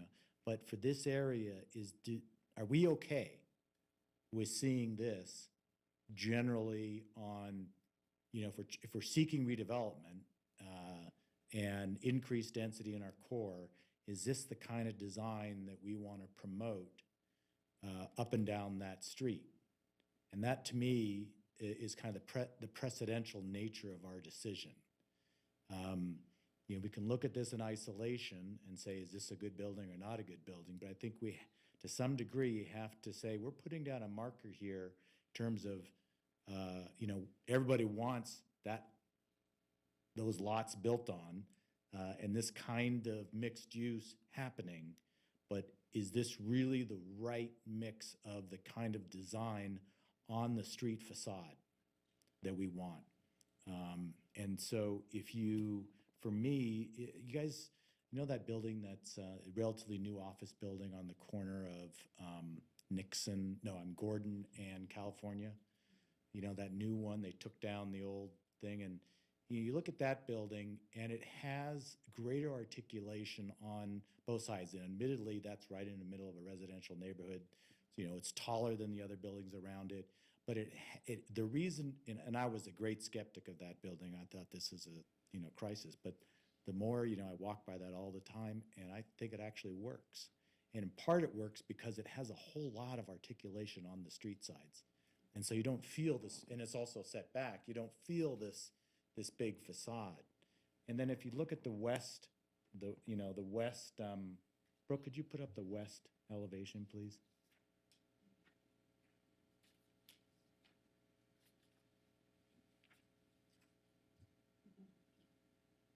I guess mine's a little different. It's from the straight on solid west, so you see further back. But you can see it here for illustrative purposes. On the far right, there's space on the back side of the building. You could potentially design a building that has greater either stepping back of the higher floors. It seems to me that it's, obviously, I'm not an architect. Some of us here fortunately are. And we're not really in the business of redesigning buildings. But what we're asked here to do is approve, a special use permit for an additional, 10 feet, however you measure that, from 48 to 58 or 45 to 55. With that fairly solid, although we could do things to kind of doctor it up, but a fairly solid facade. And is that the design principles that we want to kind of set as our marker on this first one? You know, I do feel nervous because we don't want to lose this opportunity to have something go on this project or on this site. So those are kind of some of my mixed feelings here about, and plus that we really don't have a lot of renderings in front of us that really show the adjacent compatibility. And while I'm not too concerned about the backside or the east and west side, it really is that frontage on California that gives me a little pause in terms of, is this the kind of design that we want up and down that corridor? Or what I'd love to hear from you all, is that a false concern? Because different properties develop differently, you know? So those are my points. Thank you. Commissioner Griffith. Thank you, Chairman. So to go off of Commissioner Marshall's, I wanted to jump back really quick to the first portion about having renderings that would showcase both areas or both sides of the building. I do think that's important because would be helpful to unblur the lines about what we decide and what future people would decide on the commissioning board. So if my seat is left, I would hope that the person that replaces me understands what my purpose of the vote was. So when you see renderings like that, you could easily go back and say, no, this is what they intended. This is not what they intended. So minimizing that, is this a significant change or not, I think is important. For this particular project, looking at just next door to it on the two sides, technically their frontages are flat, the Salon Platinum, but the two buildings on the other side are totally opposite, in my opinion. Salon Platinum has a more modern feel. They have black tones. They have kind of a steel feel, and the other building is 3 foot, all brick. So in my opinion, the diversity between the two is quite different. So as you start to look at the neighborhood evolve, that's something that can be not so harsh, maybe, when looking up and down the street. But when I look at the California Avenue, in my opinion, I've lived here my whole life, this is starting to be more of about a downtown. And whereas before maybe it was a center for neighborhood only residential, and now it's starting to get tied into the Riverwalk District. That is part of our Riverwalk District, California Avenue, and things like that. So I'm looking at it as a way to not only what it looks like on the first floor and the pedestrian walking, but what it looks like to live in it and what it looks like as a whole footprint of the California Avenue. So when I do that, I look at the Nevada Museum of Art, I look at the Riverside Apartments, and so there's a difference for me that's where my struggle is the very front door and what it looks like, but also how it looks like when you're at Art Town and when you're at the Riverside Apartments. So starting to, we're just growing so fast and we're evolving so quickly. So what does that look like? It's to bigger neighbors and not just next door. So the shadowing was a big thing for me. We don't have anything to look at that for, so I don't know the difference between 45 and the 58 is the peak, if that makes a big difference, and what it does, I don't know, because I don't have that in front of me. But what I would like to look at is what it looks like as a pedestrian walking by, and what it looks like as people that are living both in the Riverside Lofts, the people are in the Newlands, and people that are just farther up the street. And I think, in my opinion, as we grow, we have to look at things like sustainability, we have to look at things like pedestrian safety and things like that, but we also have to look at the quality of product. So I'm absolutely in concurrence with Commissioner Marshall, if this is what we want as far as that architecture on the front, but also is this the quality of project that we want? And in my opinion, I have seen other work that they've done in town. I think this is a good quality of project. However, with that being said, for future projects, I think it's important to know that we have that in our back pocket to remind ourselves of what we did vote on that day and what it was, what project we were promised that maybe got delayed or whatnot that we don't see. So that's what I was thinking, is more of, is this the precedent we're setting, and also for quality and materials and things like that. And my last notation was, there's a difference between new construction and redevelopment. Both can be infill. I think this is a great infill project, but the heights that they had mentioned, the applicant had mentioned that they are so varied, is because it's new construction. So they're applying to a market rate or a market right now that's looking for things versus if we have to go in across the street and rehab a certain building, they don't have that ability. So I think that's a difference between adding to something that already exists and building something that's a new vision and a new dream. So I think that's kind of something that I'm looking at, is that it's a new and they're building with something that they're reaching above and beyond, which is maybe they're, instead of dealing with constrictions that a building that they're already working with. So that's my thoughts. Great comments, thank you. Mr. Johnson. Sure, Commissioner Johnson, I'll follow up on that. And actually, I appreciate Commissioner's comments about the expansion of downtown. I think this is, California Avenue is one of those that's been talked about as long as I've been here, which isn't my whole life, but and as an area that, wants to see redevelopment. It's interesting, obviously, being the architect on the board and everybody looking at all of the architectural issues on here. And I just want to take a half step back and go back to what Commissioner Marshall said. Architecture, hopefully, is being talked about. So if you like it or you don't like it, it's being talked about. This building, as presented, whether it's, if we approve it in its existing condition, will be talked about for many of the reasons that you mentioned in terms of setting a precedent. I don't know that I would say that this is setting an architectural precedent. I think what we're looking at here is an opportunity for Reno to basically now start walking the walk that we've been talking about, wanting mixed-use urban development. It's the first project I've seen that actually fits that category. We've seen infill that's residential. We've seen infill that's commercial. We haven't seen infill that's both. And one of the things that we're going to get growing pain-wise deciding on that is that we need a higher density. We're going to have buildings that are taller. I mean, you look across the street, it's interesting when you look at the overall area of this, there's this island of single-story houses between California and Liberty that are these bungalows that I know when this happens, somebody's looking at that. And I say that knowing full well that the St. James people were here, but this is the area where downtown is going to move to. Downtown can't develop in the casino core, it's got to develop around the fringes. This is the project that Redevelop Reno, the Reimagine Reno project has been looking for. Does it have, issues?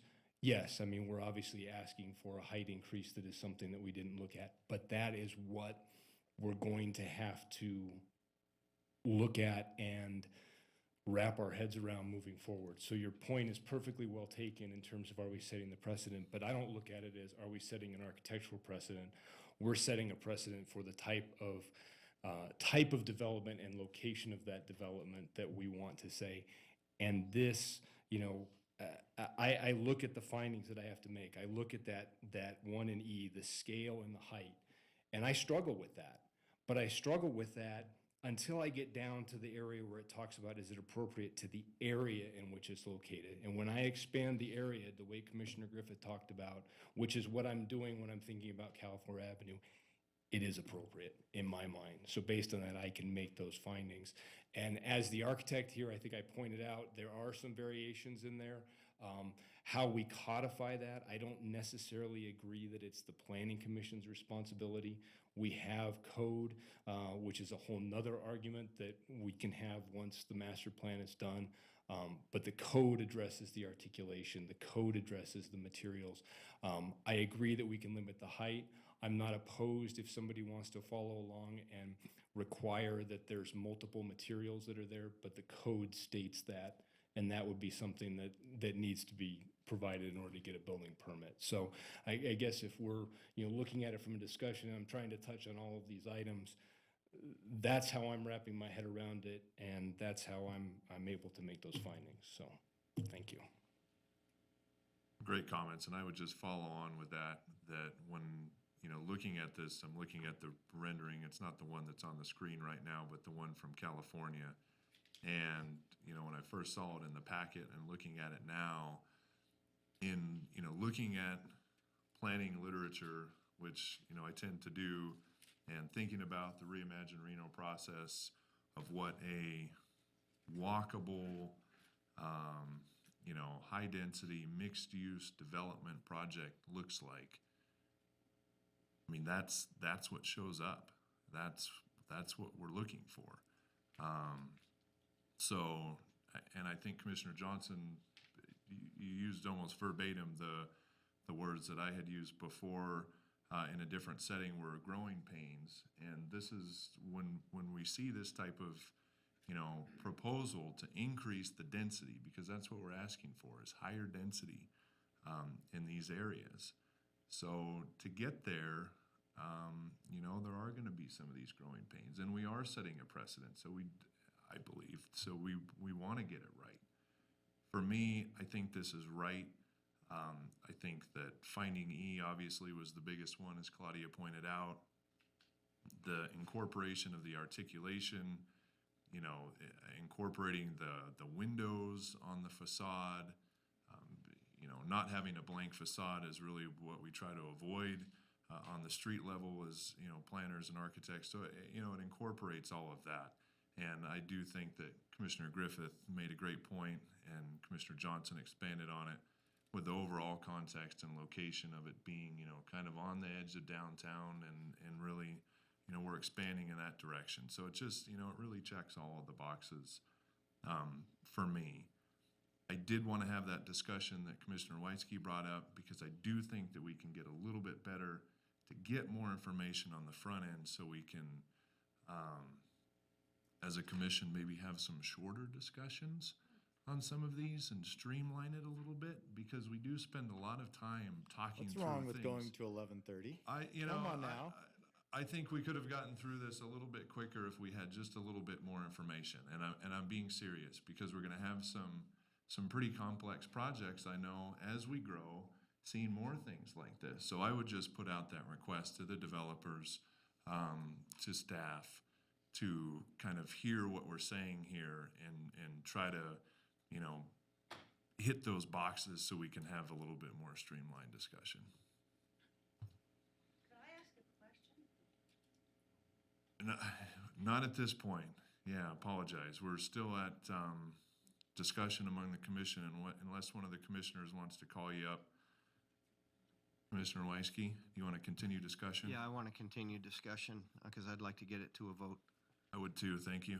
I just would like to say that based upon the request of the SUP, and if I'm the one who makes the motion, great, I will make the motion so that we have an added condition of a maximum ridge line height versus a calculated building height. I can make it, and I understand Commissioner Marshall hit on this briefly. I understand from a developer's point of view what he tries to bring forward to us. He tries to bring forward the maximum amount of information by spending the least amount of money to find out if his investment is going to go forward or if it's dead in its tracks before he spends too much money. But at the same time, there is a responsibility between staff and the applicant to present to us information that is the project we're approving or disapproving. And so if it's not going to be presented in pictorial form as part of our staff report, instead of spending 15 minutes telling us what we've already read in our staff report about what NAB comments are, or things that we already have had outlined in paragraphs in our staff report, maybe spend that time pointing out the proposed changes from the renderings to what we're going to be looking at and making a decision on would be a better way to present to Planning Commission and to City Council. I think maybe that would help it be more efficient. Second of all, we've heard a couple of times tonight that the architect has met all the conditions of this district in their design. Well, if they had met all the conditions, it would not be a request for an SUP. it would have been designed to 45 feet. So that irregularity right there opens up Pandora's box to a lot of other questions that goes along with elevations that aren't exactly what is going to be proposed to staff. Fortunately, our staff sits here with us for hours and knows what to be looking for in the next 60 days when plans come in. So I think we're covered well. Thank you. So I would certainly ask for a motion if there isn't any additional discussion.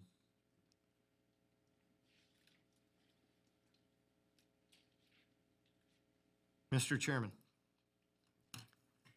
Commissioner Weisky, in case of LDC 18-00020, 410 California Avenue, based upon compliance with the applicable findings, I move to approve the special use permit subject to conditions and the inclusion of condition number 9 to state that the maximum ridgeline height of this building or any of the ridge lines is not to exceed 58 feet.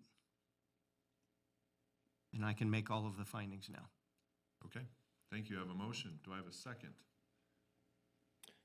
Commissioner Johnson, before I second that, I just will throw one more comment out there in terms of the additional items. If there is any concern, I guess, going back to the renderings, I mean, when I look at the rendering, I see at least 3 different colors of materials that are on here.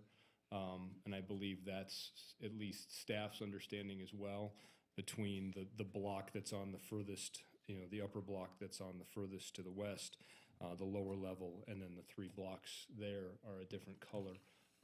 I am satisfied, based on the rendering, that I do not need to add a condition for additional materials, but I will throw that out there when I second this, that I do not, I've mentioned that, but I'm not making that as a condition. So I will second Commissioner Weisky's with the added condition that he made, and I can make all of the findings.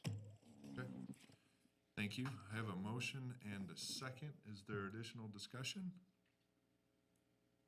Seeing none, all those in favor signify by saying aye. Aye. Anyone opposed? Nay. Okay.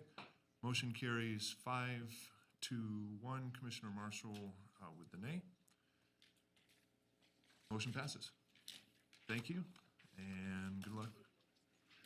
Yes, I certainly will. So I'm going to read the appeal process, which is also found in the packet on the second page. Any final action not including recommendations or failure to take action by the Planning Commission may be appealed to the Reno City Council by the applicant, the mayor, or a city council member, or any person who is aggrieved by the action or inaction. An appeal, together with fees, must be filed with the city clerk within 10 calendar days, starting on the day after written notice of the action is filed with the clerk. And if the 10th calendar day falls on a weekend or holiday when the clerk's office is not open, the appeal may be filed on the next business day.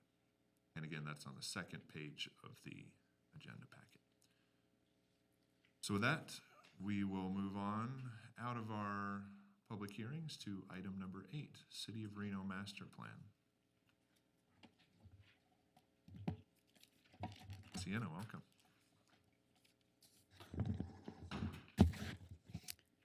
All right. Thank you, Mr. Chair, members of the Commission. For the record, Sienna Reed, Senior Planner. Pursuant to Nevada revised statutes, any changes that are made by the City Council to the master plan that is adopted and recommended for adoption by the Planning Commission need to come back to this body for the possible preparation of a report on those changes. So tonight, what we're really looking for is for the Planning Commission to review those changes that were made by City Council and determine if the Commission would like to provide comments on them. You'll remember that the master plan was before this body for adoption and recommendation for adoption on October 18th. You recommended that council adopt that master plan, and that plan was brought forward to the council for the first time on November 8th of 2017. Initial adoption was considered. There were kind of a variety of issues that the council wanted staff to work on in a bit more detail. And so what we did was bring the plan back on December 13th. There were actually 23 policy issues on which further work was done. And we ended up getting direction on those 23 policy topics, as well as some direction on one change to a land use map designation. Following the council's adoption of the master plan and repeal of our current master plan, there was a request that was filed to reconsider that action. The full council considered that request on January 10th, and that request was actually withdrawn. So we are moving forward and moving on to this next step, which is your consideration of the council changes. So really wanted to highlight in terms of what the council was looking at when they made some changes to the master plan, that we wanted to provide a lot of information on the policy topics that were identified at that initial November consideration of the plan. We provided a fairly substantive issues document that's attached to your staff report, really trying to bring forward, in working with the council member that raised the issue, what was policy language that they felt would help to address that issue, so really for their sponsorship. But then the document really delved down into more detail on, well, how does that proposed sponsored language relate to the plan that was adopted by the Planning Commission and recommended for adoption to the council. So wanted to note that we did a fair bit of that work, and we're really looking forward to the council to give us some direction on all of those 23 policy topics that were ultimately brought forward to them in December. So for each of the topics that were identified as kind of those topics that needed additional work, what we did in terms of a list was prepare that list and get direction. And so what you can see on this slide are 19 policy topics where the council decided that they would take the language as sponsored by the individual council member and integrate it into the master plan. For the sake of brevity, I'm not going to go into each of these 19 policy topics. Certainly I'm happy to dive into more detail in terms of what was the desired outcome of each of the policy changes and any more detail that the commission may like after the presentation has concluded. However, I did want to highlight that we did have 3 issues that in their deliberations on December 13th, the council decided to consider the language that was sponsored but make some modifications. So we had a topic here of transportation arteries, kind of the first that you can see in this table. Really, there was a policy that was proposed about federal and state roadways. Initially, the proposal was to limit development approval if capacity wasn't available. That policy was softened a bit in terms of council deliberation. Certainly analyzing impacts to federal and state roadways, the council deemed to be a very important topic. So that is certainly something that's integrated into this new policy. So impacts need to be evaluated as part of that impact evaluation. The cumulative effect of land uses need to be considered. And then also looking to time development approvals to maintain desired levels of service. On our second policy topic, where we had some modifications of the council member sponsored language, this related to the topic of 100-year floodplains. We had some really just minor grammatical changes that the council adopted on December 13th. So no substantive shift. Really what the changes do is more highly discourage fill for development in 100-year floodplains. And then on the topic of historic preservation, there's a lot of discussion on changes that were proposed. Ultimately, there was a bit of the proposed changes that was kept, really trying to say when we have policies that are, or have, impacts to properties on the city's register of historic places, we should be looking to minimize impacts to significant features if we do have those alterations that are proposed. So there was some more kind of substantive process pieces that were also proposed. Those did not carry forward, but certainly the council felt that it was important to call out the need to minimize those impacts if they are proposed. So in terms of the land use map, wanted to also highlight that there was a change to the 2 parcels that you can see here on this slide. The council chose to apply the mixed neighborhood land use designation rather than the large lot neighborhood land use designation, which had really been applied as a straight translation because we had large lot residential 1 acre zoning. So that is something that we consider generally a pretty small change moving forward. And so this evening, what we are looking for the commission to determine is if comments on any of the changes as adopted by council are desired. You have a couple of motions to consider.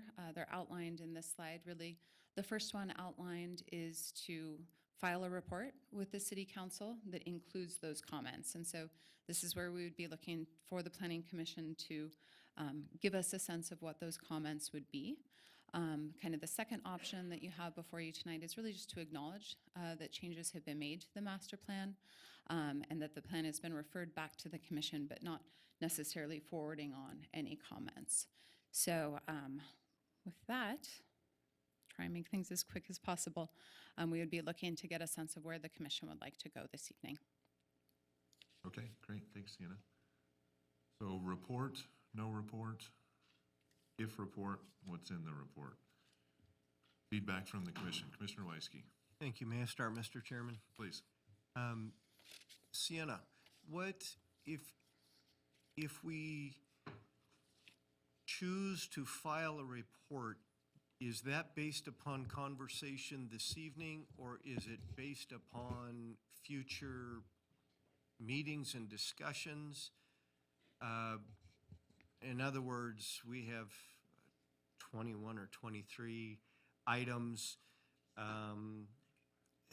One or all of us may have discussion on any of those 23 items. Is that what you were planning on doing this evening, or was that going to be in a future meeting or future meetings? Our hope was that you would be able to specify comments and that we could forward those comments on in a report. Basically, in terms of how state statute works, there are 40 days within which the Planning Commission can file a report with the council. So we do need to work within that 40-day timeframe. That ends on February 20th of this year. Okay, so to answer my question then, was it staff's intent to do this all tonight, or is it staff's intent to do it over at a special meeting or over several meetings, upcoming meetings between now and the 20th of February? It was our hope to do this evening in terms of getting the Planning Commission's comments, if that's possible, and the will of the commission. Okay, thank you. No further questions, Mr. Chairman. Okay, thank you. Mr. Marshall? Sienna, help me out. As I understand it, the city council has taken final action?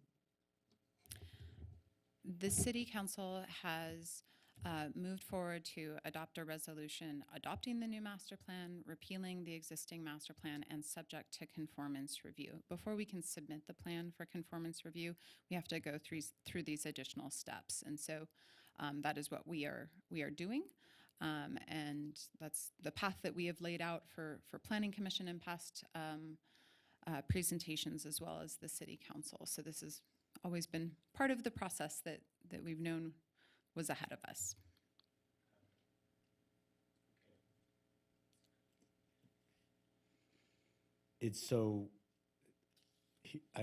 Here's my issue, and it quite honestly is, it has to do more than just these particular, whether prepare a report or not. But under NRS 278-224, if you want to be specific about it, if the in terms of the way planning is supposed to work under the NRS, for master planning and amendments, comes to the Planning Commission, we take action, goes to the city council, and the city council, if they change something, they can't make a change until it's been referred to the Planning Commission, and we have our say on what they want to do. They still have complete discretion as whether they adopt their change, take our suggestions, or do whatever. But as I read that statute, they need, instead of taking final action, they need to refer to us for a report, because if they've already taken final action, us issuing a report is quite honestly, who's going to read it? And it's not going to be, there's no input. They don't get our input, the Planning Commission's input on the changes and with their new policies or adoption of what they want to make. So I've had a mixed result litigating this issue in the Supreme Court, and I've given Greg the case. But to me, it's a matter of policy, how we want to work Planning Commission input.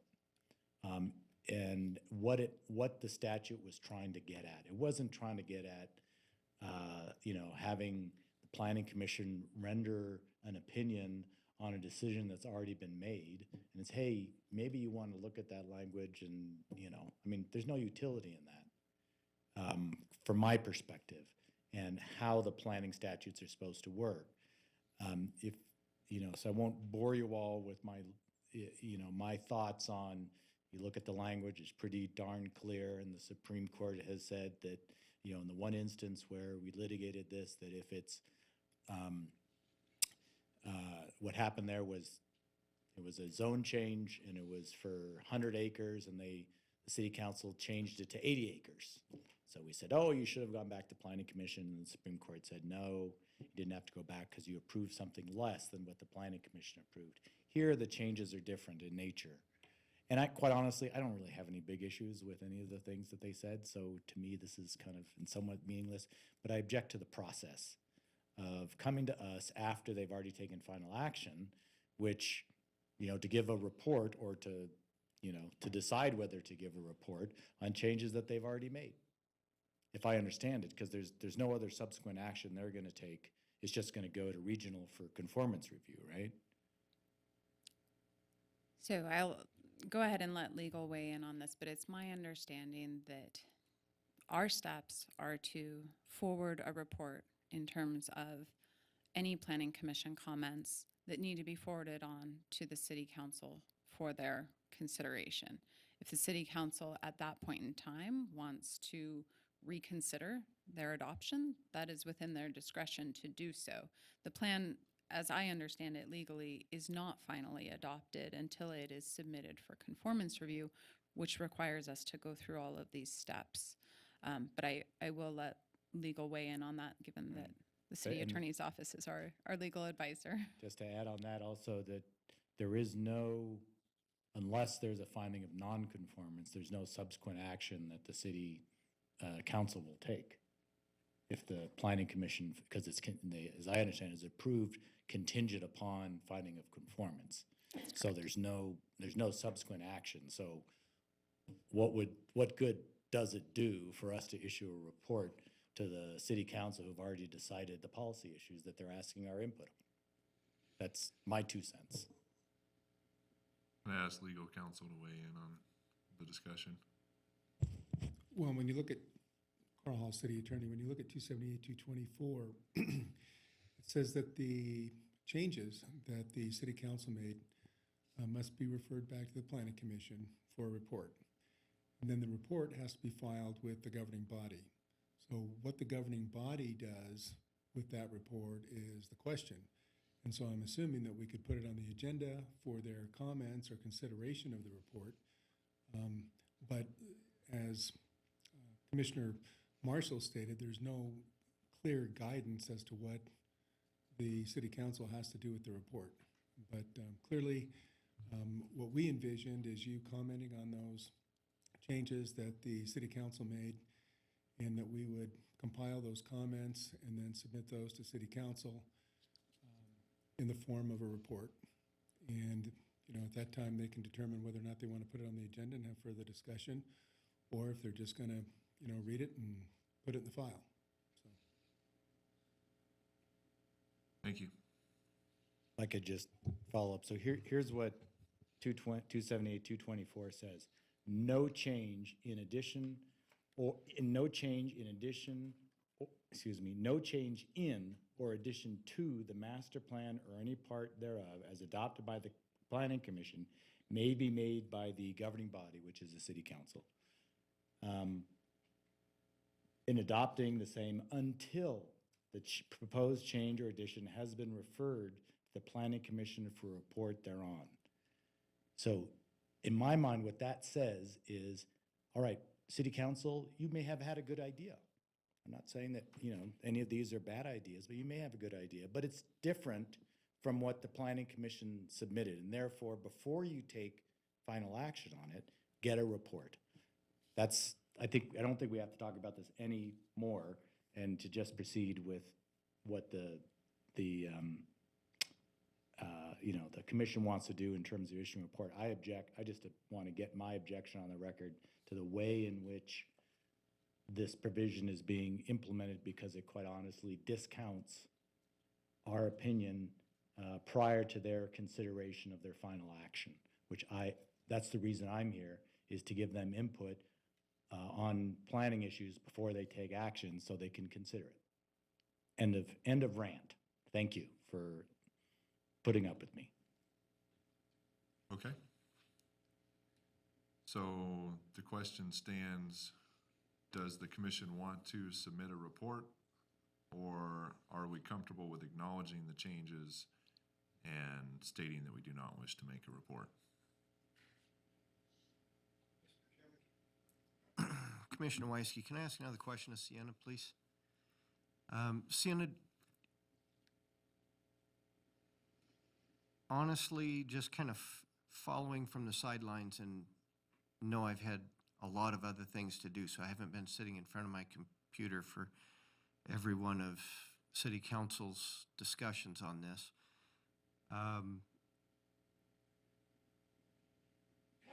Are they looking for our input? Because, these are items that they discussed that they feel warranted discussion at their level.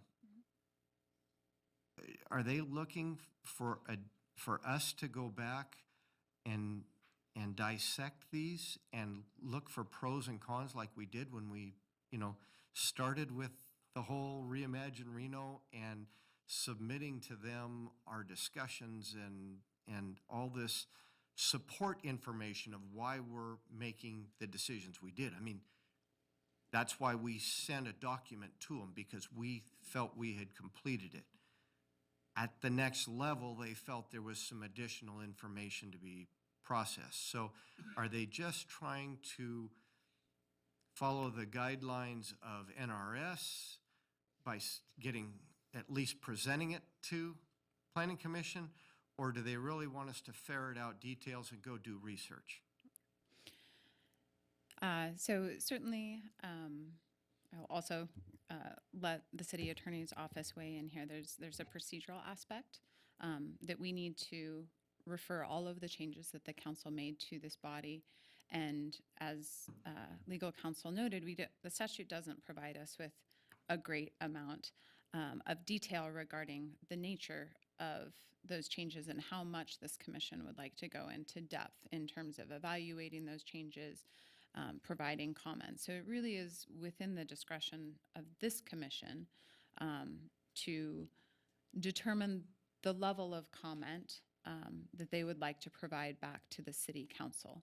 I think from a staff perspective, there were definitely a variety of topics that were raised by the city council when the plan was initially brought forward.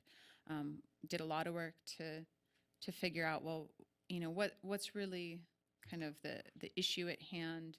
Is this a substantive policy shift from what the Planning Commission recommended? Okay, and or I is need to this stop you something right that's there, a clarity because what type? you just said supports my question, in that you've been involved in a lot more discussion on how it got refined to the red-lined revisions that we see tonight, but we don't have that background information.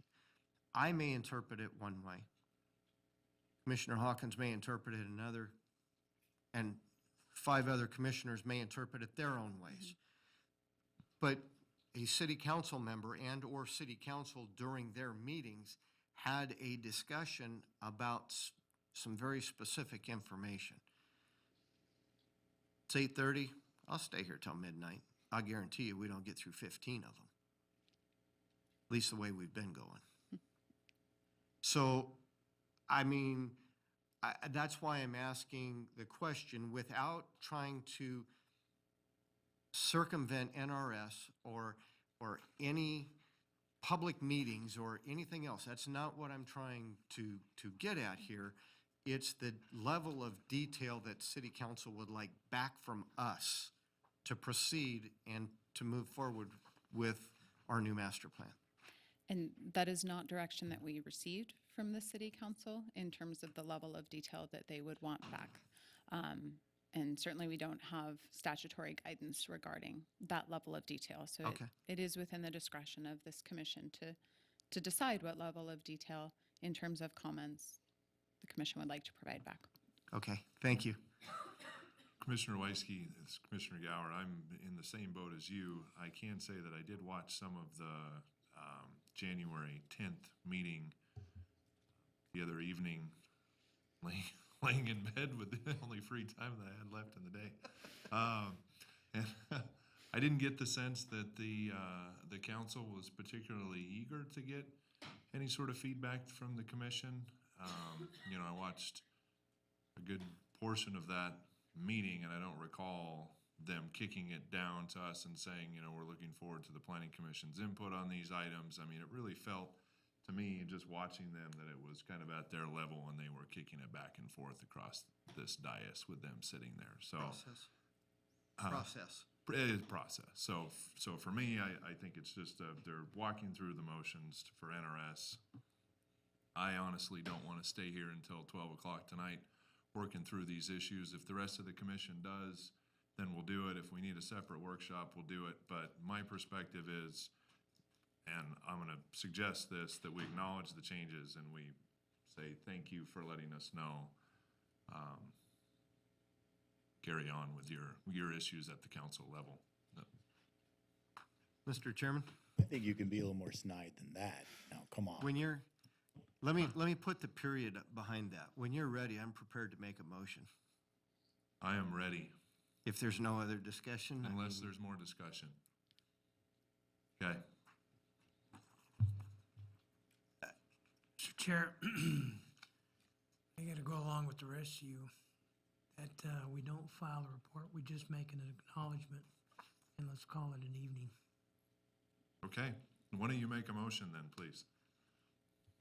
Commissioner Weisky, I move to file a report with City Council, including, I move to acknowledge the changes to the new master plan adopted by City Council that have been referred to the Commission and do not wish to prepare a report on these changes.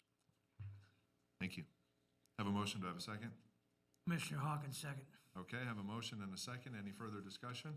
Yes, I'd just like to say that my voting for this motion does not reflect that I agree with the process undertaken, and that my strong preference would be that comply with the law, that they send us these changes prior to their final action to get our actual useful report.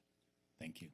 Okay, thank you. Have a motion and a second. Any further discussion on it? Nope, seeing none. All those in favor? Aye. Anyone opposed? Okay, acknowledged. Thank you, Sienna. Thank you.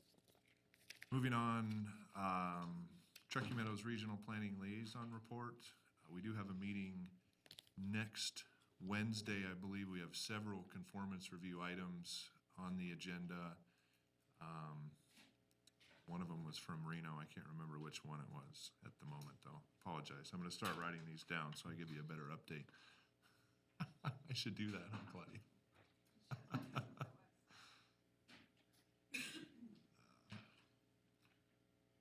Okay, I'll let you know next time. Staff announcements. Claudia. Thank you, Claudia Hanson, Planning Manager. I don't have too much tonight, just an update from City Council last week. Fire Creek Crossing was, master plan amendment was certified. Stonegate was continued. to February 14th with a list of issues that City Council wants more information and more finalization on. One in particular being the phasing with the improvements on NDOT. So I know that one was lengthy discussion here that ultimately this body took out. City Council's looking at putting that one back in, but they have not taken final action, so I will give you an update on that following the February 14th meeting. They can refer that back to us if you'd like. On the double R zone change, was adopted by City Council. 440 Ridge Historic Overlay was adopted, and the Lake Ridge Place zone change was also adopted, and that's all I have. Okay, thank you. Item number 11, Commissioner suggestions for future agenda items. Commissioner Johnson, I just want a clarification. We have a planning commission workshop next week? We That's not do, a next suggestion, I'm just Thursday. verifying. Yes, I was it's- expecting it under the item above this. We do next Thursday at 5:30, I believe. 6 p.m.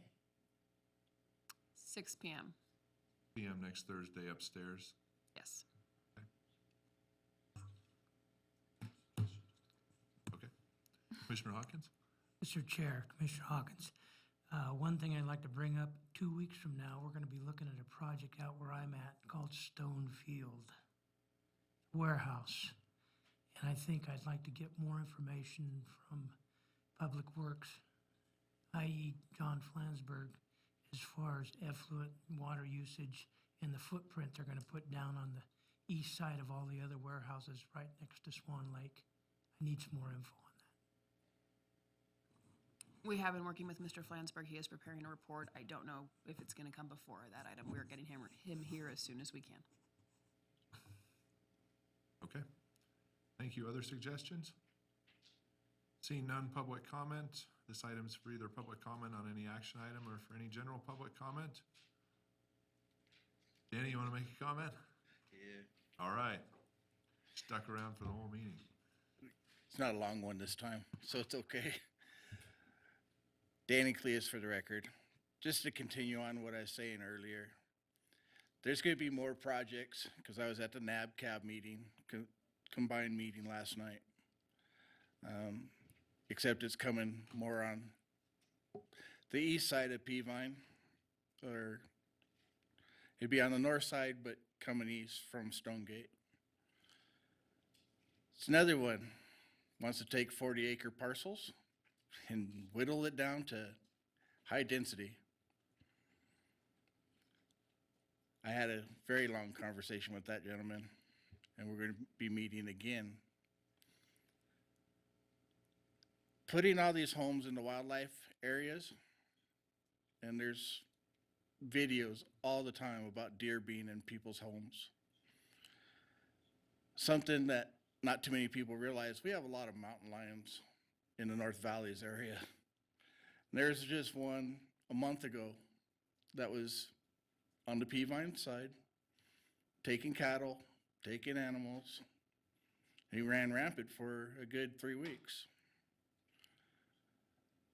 What's going to happen when you put all these city folks up in there? And like I said, a mountain lion on the hood of their car because it's warm. And that cat wants to be warm at night. What's going to happen when more people have deer running through their houses? Something to consider. That area wasn't meant to be built on. Just like the complaint you guys have about the horses down south. I've been here long enough. Those horses have been here a lot longer than I have. Yes, they do grow. A 4-foot fence, barbed wire fence, isn't going to keep a horse in. That's like walking right over a bump in the road for them. I've had horses, I know. They always went over the fence.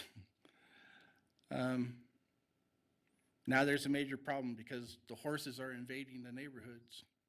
Something to look at. Horses were there first. The wildlife was there first. We're invading on them. Just about every other day on these stupid things, you hear coyote complaints in the Stead area. Oh, the coyotes running down the sidewalk. Watch your animals. Out at my place, you hear the same thing. They were there first. Now we have raccoons. I haven't seen a raccoon out there in the North Valleys forever. Now there's pictures of them at people's back doors. What is this telling you? Too many places are getting invaded and they're coming where they have to go. Now, I got vents on my foundation.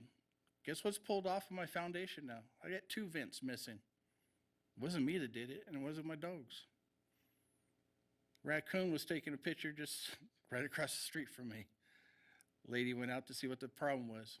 Boop, there he is, standing up looking at her. So, something to consider. We don't need it.